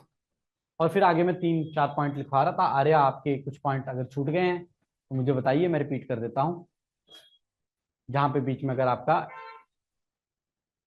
Addition छूट गया है मैं लिखवा देता हूं, अगर कंप्लीट कर लिया है तो बता दीजिए।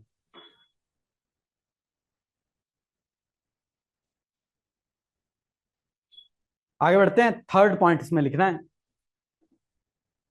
Sociology also focuses on, sociology also focuses on the mental and psychic relationship. Sociology also focuses on mental and psychic relationship which links man with society. Sociology also focuses on mental and psychic relationships which links man with society. अब यहां ऊपर max weber लिखे थे ना, और max weber का example मैंने अभी दिया कि सोशल एक्शन मतलब जिसका मीनिंग डिटरमाइन हो पाए। मीनिंग कौन डिटरमाइन करेगा? सोसाइटी। तो मैन और सोसाइटी के बीच में जो लिंक स्थापित हो रहा है उसके पीछे की मेंटल प्रोसेस क्या है? वो फिल्म में नहीं दिखाते कि उसको पता होता कि आंख मारने का मतलब होता मजाक करना, पर लड़की को जाके आंख मार देता और थप्पड़ मारती है, तो उसको बात समझ नहीं आ रही। यार एक लड़का लड़की को आंख मार रहा है तो लड़के को मार रहा है तो ठीक है, तब वो मजाक ट्रीट किया जा रहा है। इधर लड़की को आंख मार रहा हूं तो पिटाई हो रही है। प्रॉब्लम कहाँ है? मेंटल साइकिक नहीं समझ आ रही ना। जब एक पुरुष को आंख मार रहा होगा तो उनकी मेंटल साइकिक में चल रहा है कि कोई मजाक किया जा रहा है, कोई चीज छुपाई जा रही है, ये मीनिंग होता है ना आमतौर से। और सोसाइटी में ऐसा मीनिंग बना दिया कि लड़का लड़की को आंख मार रहा है तो मतलब छेड़ रहा होगा। दोनों की मेंटल साइकिक अलग है। तो यहाँ पे मैक्स वेबर बोल रहा है कि सोशल एक्शन तो पढ़ना पड़ेगा कि भाई तभी मीनिंग पता लगेगा। तो फिर इन्होंने ये भी बोला कि हाँ मेंटल और साइकिक रिलेशनशिप पढ़ेंगे जो मैन और सोसाइटी को लिंक करते हैं। इसको भी हम कहाँ अडॉप्ट करेंगे? फॉर्मलिस्टिक स्कूल के अंदर। और लास्ट एक और पॉइंट लिखना है,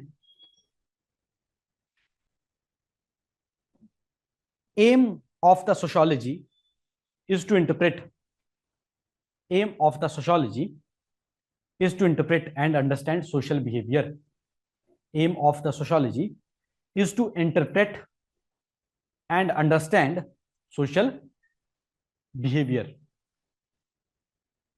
Social behavior मतलब आप सोशल बिहेवियर की फॉर्म्स डिटरमाइन करो, कॉजेज वगैरह के चक्कर में मत पड़ो। To interpret and understand social behaviour. तो आज की डेट में ये फॉर्मलिस्टिक की जो एक्सप्लेनेशन है रिलेवेंट हो गई है। आज की डेट में हम किसको फेवर कर रहे हैं?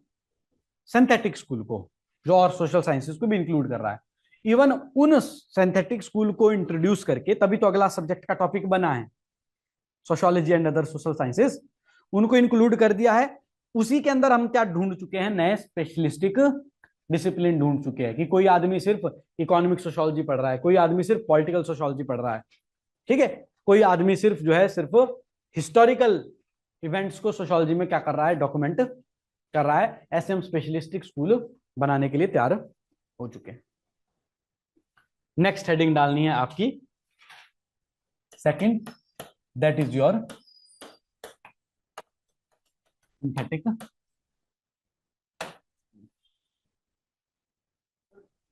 हाँ जी, सोशियोलॉजी साइकोलॉजी को भी एसिमिलेट कर रहा है सेकंड लास्ट पॉइंट में।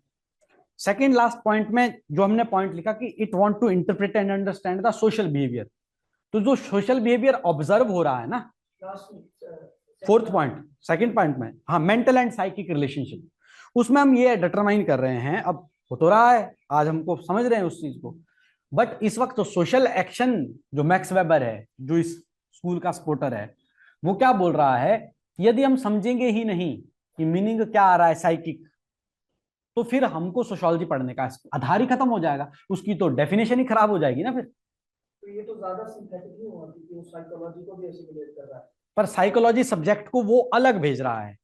साइकोलॉजी क्यों डेवलप हुई, उसके दिमाग में वो फ्रेमवर्क क्यों सेट हुआ कि आंख मारने का मतलब छेड़ना होता है, आंख मारने का मतलब मजाक करना होता है। ये ऐसा क्यों पैदा हुआ, ऐसा नहीं हम पता कर रहे, हम सिर्फ उसका मीनिंग पता कर रहे हैं, उसके पीछे का कारण नहीं पता कर रहे। हम क्या कर रहे हैं, उसका सिर्फ मीनिंग पता कर रहे हैं। अब मैं तभी कह रहा हूं कि आज की डेट में इनकी डेफिनेशन हमारे लिए ये स्कूल वेग हो चुका है ना आज के लिए। आज हम नहीं मान रहे हैं सोशियोलॉजी के ऊपर की कोई बाउंड्री पड़ी हुई है। अब हमको पता लग रहा है कि मैक्स वेबर इस तरीके से काम कर रहा है, पर मैक्स वेबर खुद बोल रहा है कि नहीं, मैं तो सोशल एक्शन का मीनिंग ही डिटरमाइन कर रहा हूं। मैक्स वेबर खुद एक थ्योरी देगा, Protestant ethics and spirit of capitalism, जिसमें वो ये बोलेगा कि कैसे रिलीजन से कैपिटलिज्म आएगा। उसकी डेफिनेशन तो खुद ही खत्म हो जाएगी। तब हम मैक्स वेबर का ही क्रिटिक करेंगे कि भाई तू खरा आदमी है, अभी बोल रहा था कि स्पेशलिस्टिक स्कूल है, अब तेरे को रिलीजन भी घुसाना है और इकोनॉमी भी घुसानी है, और पढ़ा कहाँ रहा है उसको तू, सोशियोलॉजी के अंदर। क्लियर है बात? तो वो क्रिटिक करेंगे हम उस चीज का, इसके सोशल एक्शन का क्रिटिक करेंगे हम। ये बोलेगा सोशल एक्शन के 4 टाइप होते हैं, जब आगे अथॉरिटी को स्टडी करेगा सोशल एक्शन के रूप में बोलेगा नहीं 3 ही टाइप होते हैं। फिर हम बोलेंगे कि भाई तेरे कहीं 4 होते हैं, कहीं 3 होते हैं, तेरे अंदर तो कोई यूनिफॉर्मिटी नहीं बना पा रहा तू अपने सब्जेक्ट में। तो वो हम क्रिटिक करेंगे, वो वैलिड क्रिटिक किया जा सकता है। हम इस स्कूल का क्रिटिक भी करेंगे। ये स्कूल आज की डेट में क्या नहीं रहा है, रेलेवेंट नहीं रहा है। सोशियोलॉजी अपना स्कोप क्या कर चुकी है, ब्रॉडन कर चुकी है। ये हमने पहले क्वेश्चन के कंक्लूजन में भी लिखा है। पर ये हम लिख रहे हैं कि अर्लीस्ट ये फेज है, ये हम लिख रहे हैं कि अर्लीस्ट ये फेज है, और इनके विचार इस तरीके के हैं। पर ये अपने विचारों में गोलमोल हो गए, ये अपने विचारों में क्या हो गए, गोलमोल हो गए। अगला लिखिए synthetic school. The supporter of this school, the supporters of this school include Auguste Comte, Comte direct भी लिख लोगे चल जाएगा, Emile Durkheim, Sorokin, Ginsberg, Sorokin and Ginsberg. they believe sociology is closely they believe sociology is closely related with other social sciences. Sociology is closely related with other social sciences, thus its scope is very vast, thus its scope is very vast, thus its scope is very vast. Ginsberg एक नया paragraph बनाएंगे इसका point. और जब भी thinker का नाम लिख रहे हो ना, जब उसके रिलेटेड कोई बात लिख रहे हो, उसको ऐसे बॉक्स भी बनाना है आपने ना। Ginsberg identified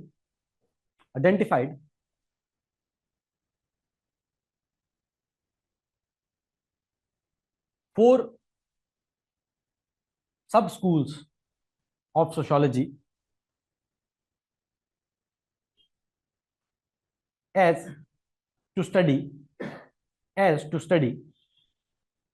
social morphology, social pathology, social क्या लिख रहे हैं हम, morphology, pathology, social processes and social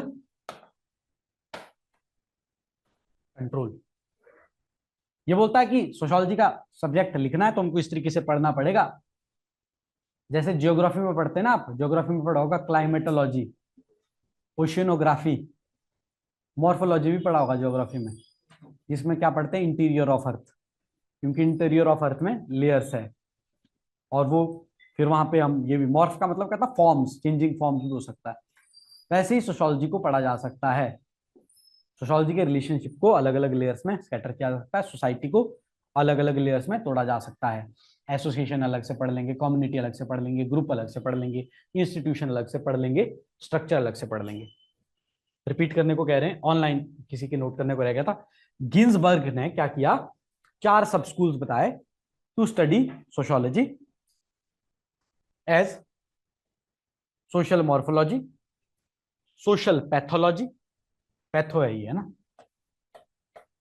path तो समझते हो, पैथ, पैथ होता है आइडेंटिफिकेशन किसी चीज का जो कमी हुई है या बीमारी हुई है ना। लाल पैथ लैब्स जो आइडेंटिफाई करता है कि क्या चीज डिसबैलेंस हो गई है बॉडी के अंदर। तो ऐसे ही सोसाइटी में क्या चीज बैलेंस बिगाड़ रही है उसको क्या बोलेंगे, सोशल पैथोलॉजी। फिर सोसाइटी की प्रोसेसेस, सोशलाइजेशन एक प्रोसेस है, एल्डरली की केयर करना एक प्रोसेस है, सोसाइटी में बहुत सारे कस्टम्स भी है उसका भी एक प्रोसेस होता है। और फिर सोशल कंट्रोल, हम लोग बचपन से हमको पेरेंट्स सिखा लेते हैं कि क्या चीज करनी है और क्या चीज नहीं करनी है। हम चीजें ये आइडेंटिफाई करते हैं कि क्या चीज करने से हमारी स्टेटस खराब हो सकता है, क्या चीज करने से हमको स्टेटस गेन हो सकता है। ये सब क्या है, सोशल कंट्रोल। ऐसा गिन्सबर्ग पढ़ने को कहता है। दूसरा नाम हम यहाँ पे पढ़ेंगे अमाइल डर्कीम। ये अलग लाइन लिखनी है। Emile Durkheim identified 3 sub-schools.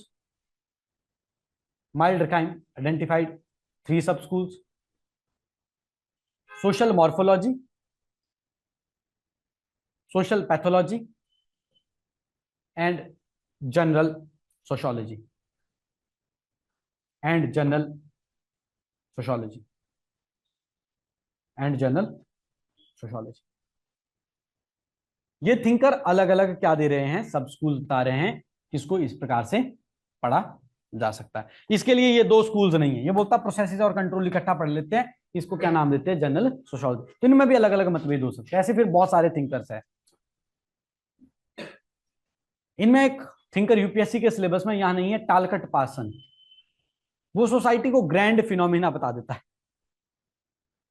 हम पढ़ेंगे ये मूविंग इक्विलिब्रियम, उसकी थ्योरी आएगी, उसमें बोलेंगे कि सोसाइटी की छोटी छोटी प्रोसेसेस कैसे नेक्स्ट प्रोसेस को क्या करती है, चेंज करती है। और एक सोसाइटी में बहुत बड़ा साइकिल है, वो साइकिल कहीं घूम के क्या कर देता है, सोसाइटी के अंदर चेंज लेके आता है। वो क्या बोलता है कि मान लो ऐसे एक कोई क्यूब है ना, इस पे जब आप धक्का मारेंगे तो कैसे शिफ्ट होगा, ये थोड़ा ऐसे शिफ्ट होगा, थोड़ा और धक्का मारेंगे तो थोड़ा ऐसे शिफ्ट होगा। तो सोसाइटी में भी कोई अगर चेंज इंट्रोड्यूस करेंगे तो उसके अंदर बहुत सारी प्रोसेसेस चेंज होगी और सोसाइटी में क्या लेके आएगी, एक चेंज लेके आएगी। पर सोसाइटी हमेशा जीवित रहती है, तो सोसाइटी के अंदर प्रोसेसेस चल रही है। Society is dynamic but is dynamic with in and equilibrium.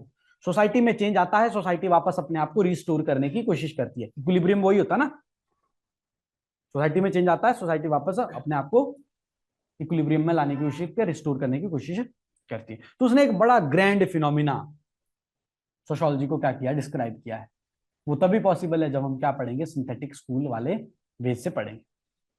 ठीक है, तो आज का भी टाइम हो रहा है, आपकी नेक्स्ट क्लास भी होती है, तो कल हम इसका क्या लिखेंगे, पहले कंक्लूजन और फिर नेक्स्ट टॉपिक के ऊपर जाएंगे, that is your emergence of sociology. Clear बात? तो we have to conclude due to want of time. Clear? क्योंकि 3 बजे काफी बच्चों की क्लास रहेगी अभी। ठीक है, thank you for the class. फिर ये जो टॉपिक्स रह गए, मॉर्फोलॉजी क्या है, इसके ऊपर भी डिटेल में चर्चा करेंगे कि मॉर्फोलॉजी क्या होती है, पैथोलॉजी क्या होती है, प्रोसेसेस क्या होती है, कंट्रोल क्या होता है। फिर हम कंक्लूजन यही लिखने वाले हैं कि ये जो अपना स्पेशलिस्टिक स्कूल है, ये भाई आज इररिलेवेंट सा हो गया। अब आज की डेट में सिंथेटिक स्कूल और ज्यादा क्या हो चुका है, वाइड हो चुका है। सोशियोलॉजी और ज्यादा क्या हो चुकी है, ब्रॉडन हो चुकी है।